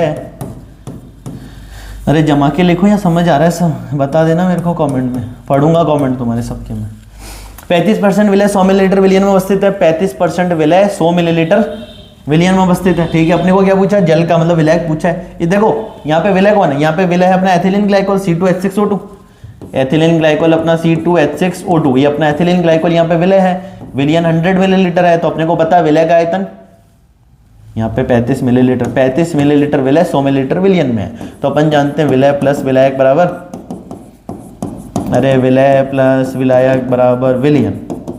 विलय का आयतन कितना है 35 मिलीलीटर, विलायक का निकालना x मान लेता हूँ, ठीक है। विलियन का कितना है 100 मिलीलीटर, x निकालना है 100 माइनस 35, 100 माइनस 35 कितना आ गया अपना 65 मिलीलीटर, 65 मिलीलीटर, ठीक है। क्वेश्चन समझ गए ना कैसे करना है, 35% V/V को ब्रेक करना आना चाहिए। 35% V/V का मतलब है 35 मिलीलीटर विलय 100 मिलीलीटर विलियन में है, ठीक है। इसमें लिखा नहीं है मैंने, ये बात दिमाग में रखना, इधर लिख दी है 35 मिलीलीटर विलय 100 मिलीलीटर विलियन में उपस्थित है। विलय पता है 35 मिलीलीटर, विलियन पता है 100 मिलीलीटर, तो अपने को पता है ना अपन ने विलायक मतलब कि अपना जल, ठीक है, कितना मिलाया होगा, तो 100 में से 35 माइनस कर लिया, 65 आ गया, कोई बड़ी बात नहीं है, आसान सवाल। अब अपन डिस्कस करने वाले हैं, देखो 2018, 2020, 2023 पता नहीं कितनी बार पूछ रखा पराशरण, सुन लेना। पराशरण की परिभाषा लिखी तथा समुद्री जल के विलवनीकरण प्रयोग विधि का नाम लिखिए, ठीक है। अभी डिस्कस करते हैं। देखो पराशरण क्या है, विलायक के कणों का, विलायक के कणों का अर्धपारगम्य झिल्ली सेमी परमेबल मेम्ब्रेन एसपीएम, विलायक के कणों का एसपीएम के द्वारा सेमी परमेबल मेम्ब्रेन, ठीक है, अर्धपारगम्य झिल्ली के द्वारा विलायक से विलयन की ओर, कहां से कहां जा रहा है, विलायक से विलयन की ओर अभिगमन, ठीक है, जाना क्या कहलाता है, पराशरण कहलाता है। तुम खुद ऐसे सोचो, विलायक से विलयन जा रहा है ना, विलायक से विलयन,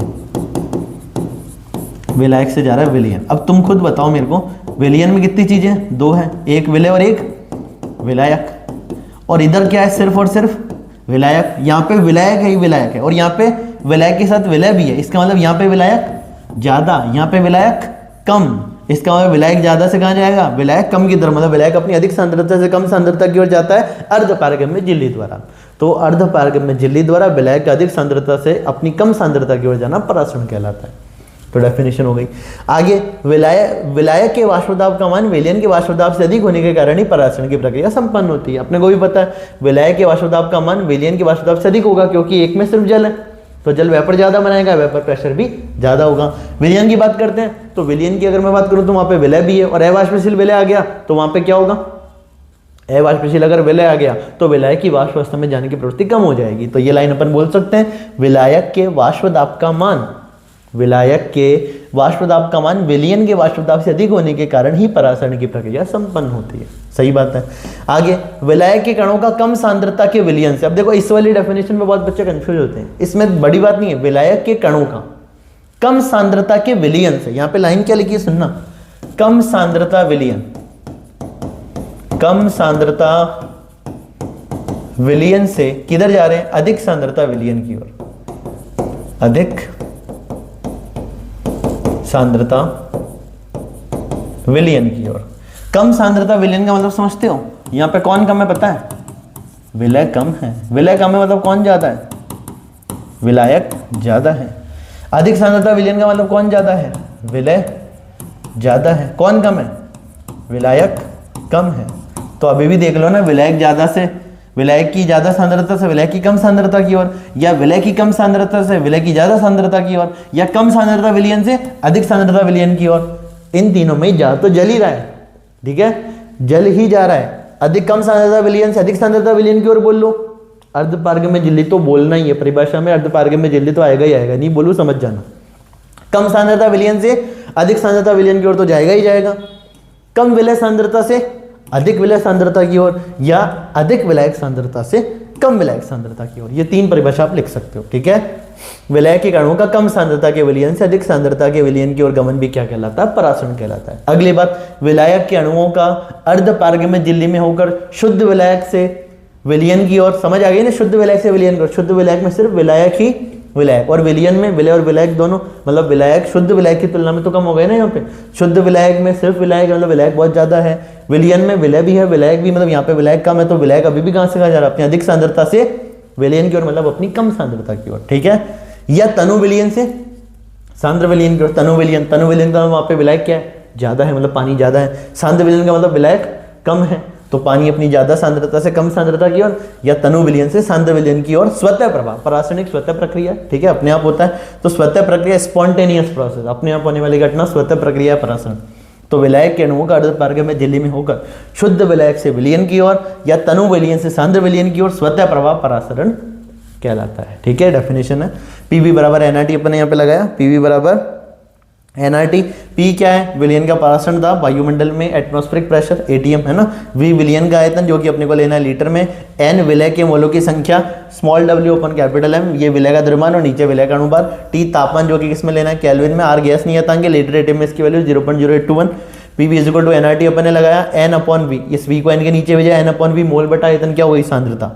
एन बाई वी की जगह अपन क्या लिख सकते हैं, सी सी बोले तो सांद्रता कंसंट्रेशन, पी बराबर सी आर टी। और अपन यहाँ पे परासरण दाब को पाई से लिखते हैं, तो यहाँ पे प्रेशर पी नहीं अपन पाई बना देते, तो pi is equal to C R T, ठीक है। आगे, समुद्री जल के विलवणीकरण में, समुद्री जल से लवण को हटाने में, ठीक है, उसको पीने योग्य बनाना है तो लवण हटाने पड़ेंगे। तो समुद्री जल के विलवणीकरण में प्रतिलोम परासरण, प्रतिलोम परासरण जिसका एक और नाम है व्युत्क्रम परासरण, जिसको अपन इंग्लिश में बोलते हैं reverse osmosis. Reverse osmosis, reverse का आर, ऑस्मोसिस का ओ। रिवर्स ऑस्मोसिस, आरओ नहीं लगा होता अगर में, वो इसी प्रिंसिपल पे चल रहा होता है। तो आरओ रिवर्स ऑस्मोसिस विधि काम में ली जाती है। समुद्री जल के विलवणीकरण में प्रतिलोम परासरण, रिवर्स ऑस्मोसिस या आरओ विधि काम में ली जाती है, ठीक है। अब परिभाषाएं सुनना, देखो परासरण की प्रक्रिया सुनो। ये अपने पास एसपीएम, सेमी परमेबल मेम्ब्रेन, अर्धपारगम्य झिल्ली। इधर अपन ने ले रखा सॉल्वेंट, मतलब विलायक, सिर्फ विलायक है इधर, ठीक है। और इधर ले रखा मैंने सॉल्यूशन, मतलब यहाँ पे विलयन, विलयन मतलब यहाँ पे विलय भी और विलायक। या बताओ, यहाँ पे सिर्फ विलायक और यहाँ पे विलय और विलायक। यहाँ पे विलय है, यहाँ पे विलय नहीं है, और जहाँ पे विलय है मतलब वहाँ पे सांद्रता भी ज्यादा है, तो यहाँ पे सांद्रता C2, यहाँ की सांद्रता C1। तो परासरण की प्रक्रिया सुनना। विलायक से विलयन की ओर प्रवाह, विलायक से जल का विलायक से विलयन की ओर प्रवाह क्या कहलाता है, परासरण कहलाता है, अर्धपारगम्य झिल्ली के द्वारा। C2 ज्यादा क्यों पता चल गया ना, क्योंकि ये सॉल्यूशन है, और सॉल्यूशन में कौन होगा, सॉल्यूट होगा, मतलब विलय होगा, तो इसकी सांद्रता ज्यादा, इसकी सांद्रता कम। आगे सुनो, यदि विलयन पर उसके परासरण दाब से अधिक दाब लगाया जाए, व्युत्क्रम पर प्रतिलोम परासरण की डेफिनेशन बता रहे हैं यहाँ पे। यदि विलयन पर उसके परासरण दाब से, देखो सुनना, शुद्ध विलायक से विलयन की ओर गमन क्या कहलाता है, एसपीएम के थ्रू शुद्ध विलायक से विलयन की ओर गमन परासरण, शुद्ध विलायक से विलयन की ओर गमन परासरण। फिर अपन ने क्या करा, विलयन के ऊपर इतना अपन ने दाब लगाया, न्यूनतम बाह्यतम दाब, जिससे परासरण की प्रक्रिया रुक जाए, उसको अपन परासरण दाब कहते हैं। मतलब अगर अपन ने विलयन की ओर इतना प्रेशर लगा दिया जिससे परासरण की प्रक्रिया रुक गई, उसको अपन बोलेंगे परासरण दाब। अब सुनना, विलयन पे मैंने इतना दाब लगा दिया, परासरण दाब से इतना ज्यादा दाब लगाया कि परासरण की प्रक्रिया उल्टी हो गई, मतलब विपरीत हो गई। विपरीत होने का मतलब, वापस सुनो, शुद्ध विलायक से विलयन की ओर जाना परासरण, शुद्ध विलायक से विलयन की ओर जाना परासरण। विलयन पे मैंने इतना मिनिमम प्रेशर लगाया जिससे परासरण की प्रक्रिया रुक गई, उसको मैं बोलूंगा परासरण दाब।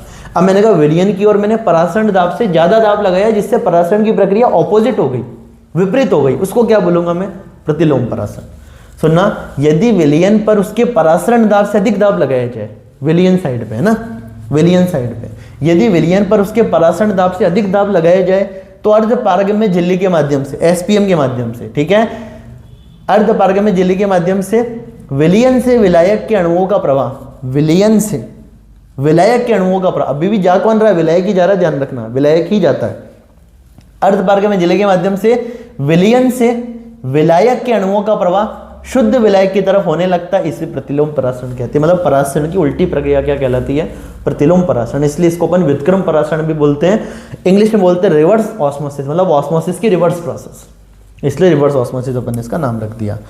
परासरण देखो, ये था परासरण, सॉल्वेंट से सॉल्यूशन, ये देखो सॉल्वेंट से सॉल्यूशन की तरफ जा रहा है, डायग्राम को समझो, सॉल्यूशन सांद्रता ज्यादा है, सॉल्वेंट की सांद्रता कम है, तो विलयन अपना जो जल है वो कहाँ जा रहा है? सॉल्वेंट से सॉल्यूशन की तरफ, मतलब शुद्ध विलायक से विलयन की ओर, इधर से इधर जा रहा है, प्रक्रिया का नाम परासरण। अब मैंने कहा यहाँ पे मैंने एक दाब लगाया जिसको मैंने क्या बोला? ऑस्मोटिक प्रेशर, मतलब परासरण दाब। उसका देखिए एच हाइट है, एच क्या इस कॉलम की हाइट, डी अपनी डेंसिटी घनत्व और जी अपना ग्रेविटी है ना, गुरुत्व त्वरण, तो एच डी जी ये अपना क्या था? परासरण दाब।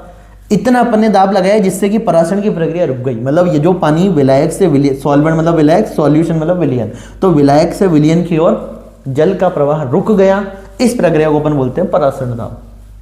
ध्यान से सुनना, विलायक से विलयन की ओर net flow of solvent stop हो चुका है, अब जल का प्रवाह नहीं हो रहा, तो इस प्रक्रिया को अपन बोलते हैं परासरण दाब। इधर से इधर जाना परासरण, जो इधर से इधर जा रहा था, इधर से इधर जा रहा था वो रुक गया, ठीक है, इसको अपन बोलेंगे परासरण दाब। अब सुनना अगली बात, पाई वन, पाई वन क्या है? पाई से ज्यादा, और पाई क्या था अपना? पाई था अपना परासरण दाब, पाई क्या था? परासरण दाब, पाई था अपना परासरण दाब, उससे मैंने क्या लगा दिया? पाई वन, मतलब ज्यादा दाब लगा दिया। ये एक अस्वतः प्रक्रिया, परासरण एक स्वतः प्रक्रिया है, प्रतिलोम परासरण एक अस्वतः प्रक्रिया है, तो अपन ने परासरण दाब से ज्यादा का दाब लगाया, नाम है उसका पाई वन। इतना दाब लगाया कि परासरण की प्रक्रिया उल्टी हो गई, देखो इधर से इधर जा रहा है, जो विलायक है ना सॉल्वेंट अपना जल, वो विलयन से कहां जा रहा है? विलायक की ओर जा रहा है, ठीक है, परासरण की विपरीत प्रक्रिया हो रही है, इसको अपन बोलते हैं रिवर्स आरओ, रिवर्स ऑस्मोसिस, प्रतिलोम परासरण। किस में काम आता है? विलवणीकरण में, डीसैलाइनेशन है ना, डीसैलाइनेशन मतलब लवण को हटाने में, वी मतलब अपने लवण यहां से अपन हटा रहे हैं। देखो इस सॉल्यूशन में सॉल्यूट सॉल्वेंट दोनों है, अब सॉल्वेंट जो है ना इस सॉल्यूशन से किधर चल जाएंगे? सॉल्वेंट की तरफ, प्योर सॉल्वेंट की तरफ, मतलब विलयन से, सुनना ध्यान से, विलयन से विलायक, विलयन से विलायक, शुद्ध विलायक की तरफ गमन करना शुरू करते हैं। परासरण की विपरीत प्रक्रिया है, नाम है इसका प्रतिलोम परासरण। क्या नाम है इसका? प्रतिलोम परासरण। यहाँ पे सॉल्यूशन वही C2 सांद्रता ज्यादा है, विलायक की सांद्रता कम है। ये वो डायग्राम समझ लो एक बार, इस डायग्राम को देखो, ये सी वाटर समुद्र का जल है, समुद्र के जल में बहुत सारे लवण है, बहुत ज्यादा विलय है। ये आप पे अपने प्योर वाटर ले लिया, बीच में अपने लगा दिया एसपीएम, सेमी परमेबल मेम्ब्रेन। क्या करा अपन ने? पाई one is greater than pi, मतलब अपन ने ऐसा दाब लगाया जिसका मान परासरण दाब से क्या हो? ज्यादा हो।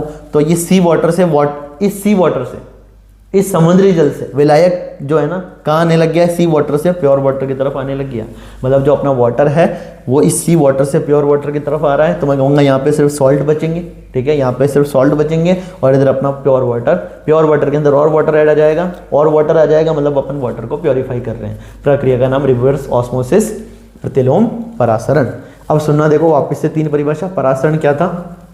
परासरण था अर्धपारगम्य झिल्ली द्वारा शुद्ध विलायक से, क्या बोला मैंने? अर्धपारगम्य झिल्ली द्वारा शुद्ध विलायक से विलयन की ओर जो जल के अणु जाते हैं उसको अपन बोलते हैं परासरण। या विलायक का अपनी अधिक सांद्रता से कम सांद्रता की ओर जाना, या विलायक का तनु विलयन से सांद्र विलयन की ओर जाना, तनु विलयन से सांद्र विलयन की ओर जाना, विलायक का अपनी अधिक सांद्रता से अपनी कम सांद्रता की ओर जाना, या कम, सुनना ध्यान से, कम विलयन सांद्रता से अधिक विलयन सांद्रता की ओर जाना, ठीक है, अधिक सांद्रता विलयन की ओर, कम सांद्रता विलयन से अधिक सांद्रता विलयन की ओर जाना, ये सारी प्रक्रिया परासरण कहलाती है। परासरण दाब क्या था? विलयन की ओर लगाया गया, विलयन की ओर लगाया गया बाह्यतम न्यूनतम दाब जिससे परासरण की प्रक्रिया रुक जाए, उसको अपन बोलते हैं परासरण दाब।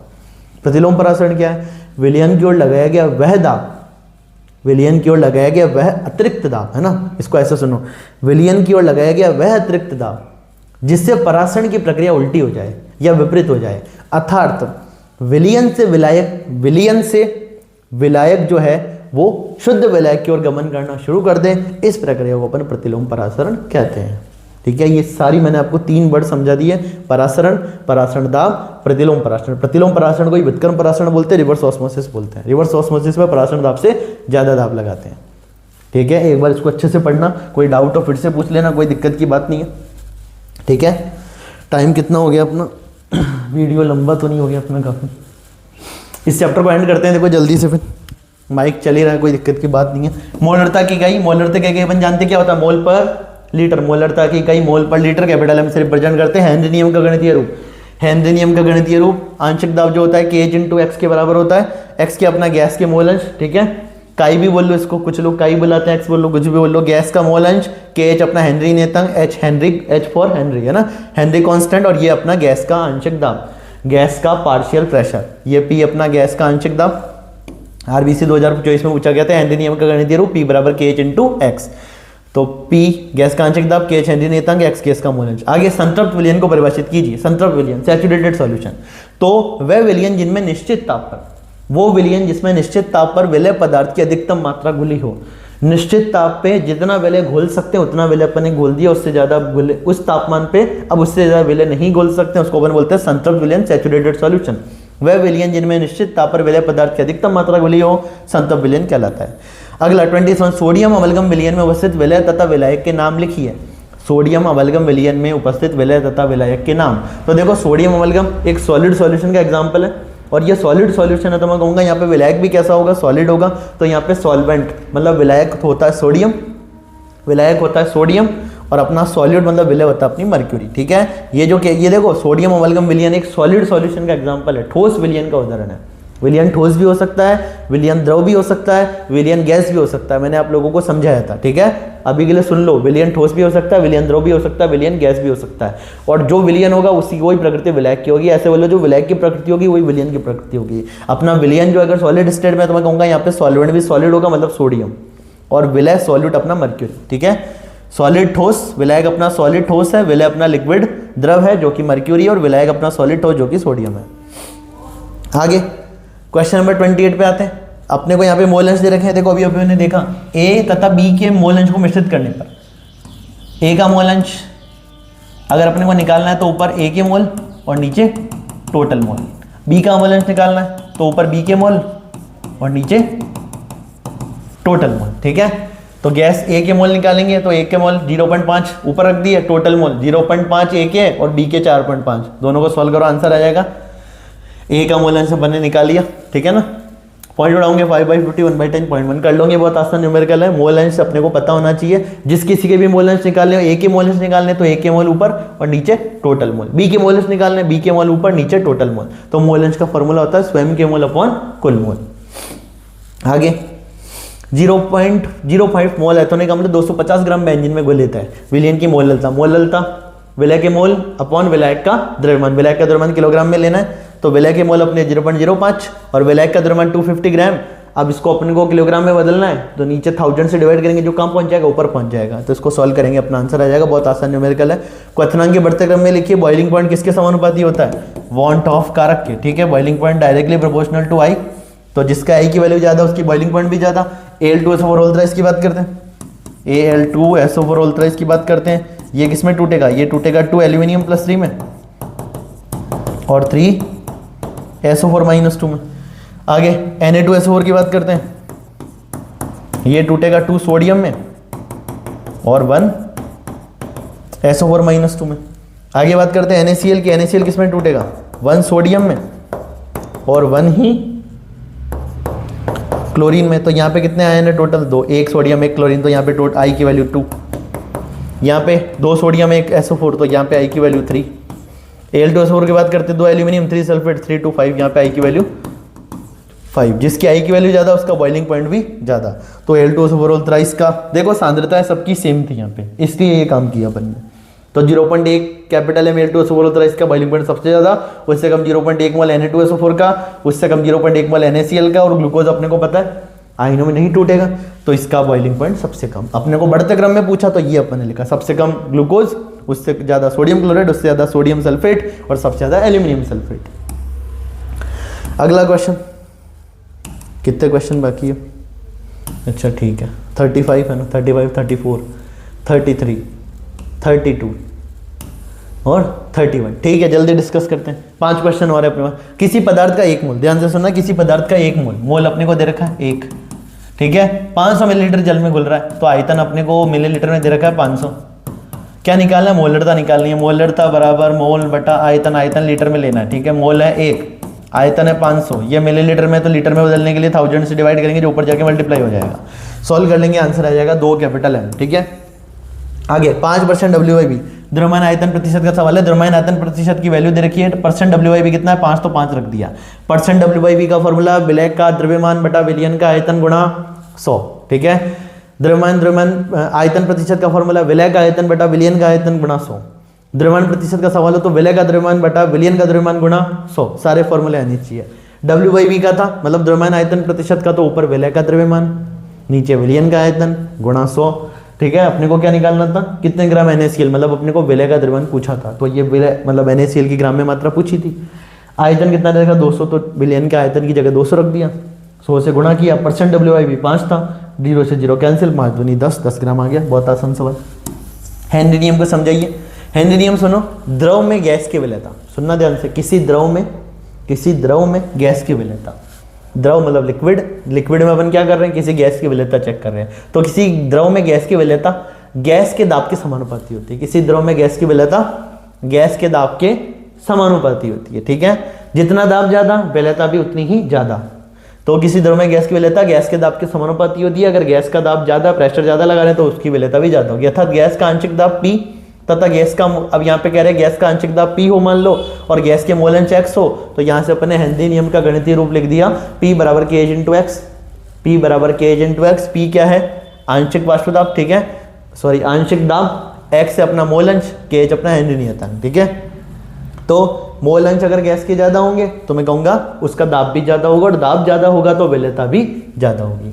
अगली एक और बात, दिए गए निश्चित ताप पर, पर्टिकुलर फिक्स टेम्परेचर कर दिया अपने, निश्चित ताप पे सारा खेल खेल रहे हैं।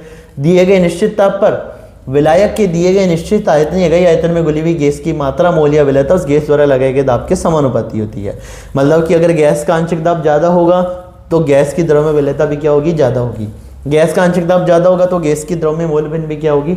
ज्यादा होगी, ठीक है। गैस का आंशिक दाब ज्यादा तो गैस की द्रव में मोल भिन्न भी क्या होगी? ज्यादा होगी। गैस की द्रव में मोल भिन्न भी ज्यादा होगी। हेनरी नियम का स्टेटमेंट है, इन दोनों में से कुछ भी लिख देना, ठीक है। दिए गए निश्चित ताप पर विलायक के दिए गए निश्चित आयतन या इकाई आयतन में घुली हुई गैस की मात्रा, मोल या विलयता उस गैस द्वारा लगाए गए आंशिक दाब के समानुपाती होती है। हेनरी नियम इंपॉर्टेंट है, ध्यान रखना। P बराबर KH इंटू X, इसका गणितीय रूप है, ये अपना आंशिक दाब, X अपना क्या हो गया? मोल अंश, और ये KH हेनरी नियतांक, ठीक है। गैस का आंशिक दाब गैस की द्रव में मोल भिन्न के समानुपाती, और गैस का आंशिक दाब ज्यादा तो गैस की द्रव में विलयता भी ज्यादा। अगला, अब यहाँ पे अपने को देखो ये फॉर्मूला दिमाग में रखना, किसी भी विलयन का अगर अपने को कुल वाष्प दाब निकालना हो तो किसके बराबर होता है? PA प्लस PB के, ठीक है, राउल्ट के नियम से। PA क्या हो गया? P0A XA, और PB क्या हो गया? P0B XB। शुद्ध अवस्था में A का दाब, शुद्ध अवस्था में B का दाब, ठीक है, और ये A का आंशिक दाब और ये B का आंशिक दाब। ये बातें दिमाग में रखना, P0A P0B। तो PS बराबर PA PB, PS की जगह मैंने रखा PA की जगह P0A XA plus P0B XB। अब यहाँ पे अपने को दो द्रव दे रखे हैं A और B के वाष्प दाब, उनके वेपर प्रेशर क्या दे रखे हैं अपने को? 80 और 60। तो ये P0A 80 और P0B 60, ठीक है। A के मोल 3, A के मोल 3 है, सुनना ध्यान से, A के मोल 3 है, तो अपने को A का मोल निकालना है, तो ऊपर A के मोल और नीचे कुल मोल, 3 और 2 5, प्लस X भी निकालना है। B के मोल कितने हैं? 2, तो B के मोल कहाँ लिख दिए मैंने? ऊपर, और नीचे टोटल मोल, 3 और 2 कितने हो गए? 5। सॉल्व कर लो, 80 इंटू 3/5 60 प्लस 60 इंटू 2/5, सॉल्व करेंगे, आंसर आएगा 72 mm। ये फॉर्मूला इंपॉर्टेंट है, याद रखना, PS equal to P0A XA plus P0B XB। आगे, गोताखोरों द्वारा ले जाए जाने वाले ऑक्सीजन टैंकों में क्या होता है? अब आप लोगों को पता है, जो सी डाइविंग होते हैं, डाइवर्स होते हैं, जब मैं बात करूं नीचे जाते थे, उनके पीठ पे एक सिलेंडर बना होता है ना, उस सिलेंडर में क्या क्या होता है? तो गोताखोरों ले जाने वाले ऑक्सीजन टैंक में क्या क्या होता है, ठीक है। तो गोताखोरों द्वारा ले जाने वाले ऑक्सीजन टैंकों में, उस ऑक्सीजन टैंक में क्या क्या होता है? 11.7% हीलियम, एनसीईआरटी का डेटा ध्यान रखना, 11.7% हीलियम, 56.2 नाइट्रोजन और 32.1 ऑक्सीजन होती है। यहाँ पे अपन ने चैप्टर खत्म कर लिया विलयन। देखो यहाँ पे अपने विलियन चैप्टर एंड कर लिया है। विलियन अपना सॉल्यूशन जो कि पहला चैप्टर उसके मोस्ट इंपॉर्टेंट क्वेश्चन। अगर आपको इस चैप्टर में किसी भी प्रकार का कोई भी डाउट हो आप मैसेज कर सकते हो, नीचे कमेंट कर सकते हो। आपके कमेंट को पढ़ के मैं उस पर्टिकुलर टॉपिक पे वीडियो बना दूंगा। कोई डाउट है आप मेरे को मैसेज कर सकते हो व्हाट्सएप पे, नंबर मैंने आपको स्टार्टिंग में बता ही दिए थे। इस चैप्टर को अच्छे से पढ़ लेना। जो भी इंपॉर्टेंट फॉर्मूला मैंने बताया, इंपॉर्टेंट न्यूमेरिकल अपन ने डिस्कस किए और जो भी इंपॉर्टेंट डेफिनेशन मैंने पढ़ी वो अच्छे से याद रखना, ठीक है। और अब अपने पास सिर्फ एक ही चैप्टर बच रहा है जो कि मैं कल की क्लास में आपको फिनिश करवाऊंगा, नाम है उसका एमीन। सिर्फ एक ही चैप्टर है जिसके इंपॉर्टेंट क्वेश्चन अपने को करने बाकी, उस चैप्टर को करके अपन अपने मोस्ट इंपॉर्टेंट क्वेश्चन की सीरीज को एंड करेंगे। और इसको अच्छे से पढ़ना। अगर कोई डाउट हो कमेंट जरूर करना। जो बच्चे नए हैं उसको क्या करना है, वीडियो को सब्सक्राइब, अपने चैनल को सब्सक्राइब करना है, वीडियो को शेयर करना है, कमेंट करना है, लाइक करना है। और एक और बात आप लोग क्या कर सकते हो, जो भी आप लोगों की जूनियर है जो कि 11th क्लास में पढ़ रहे हैं उनको वीडियो शेयर कर सकते हो, ठीक है, जिससे उनकी 12th क्लास में हेल्प हो जाएगी। उनको चैनल के बारे में बता सकते हो। अब ये आपको करना है काम। आज के लिए इतना ही करते हैं, बाकी बात अपन अगली क्लास में करते हैं। तब तक के लिए थैंक यू।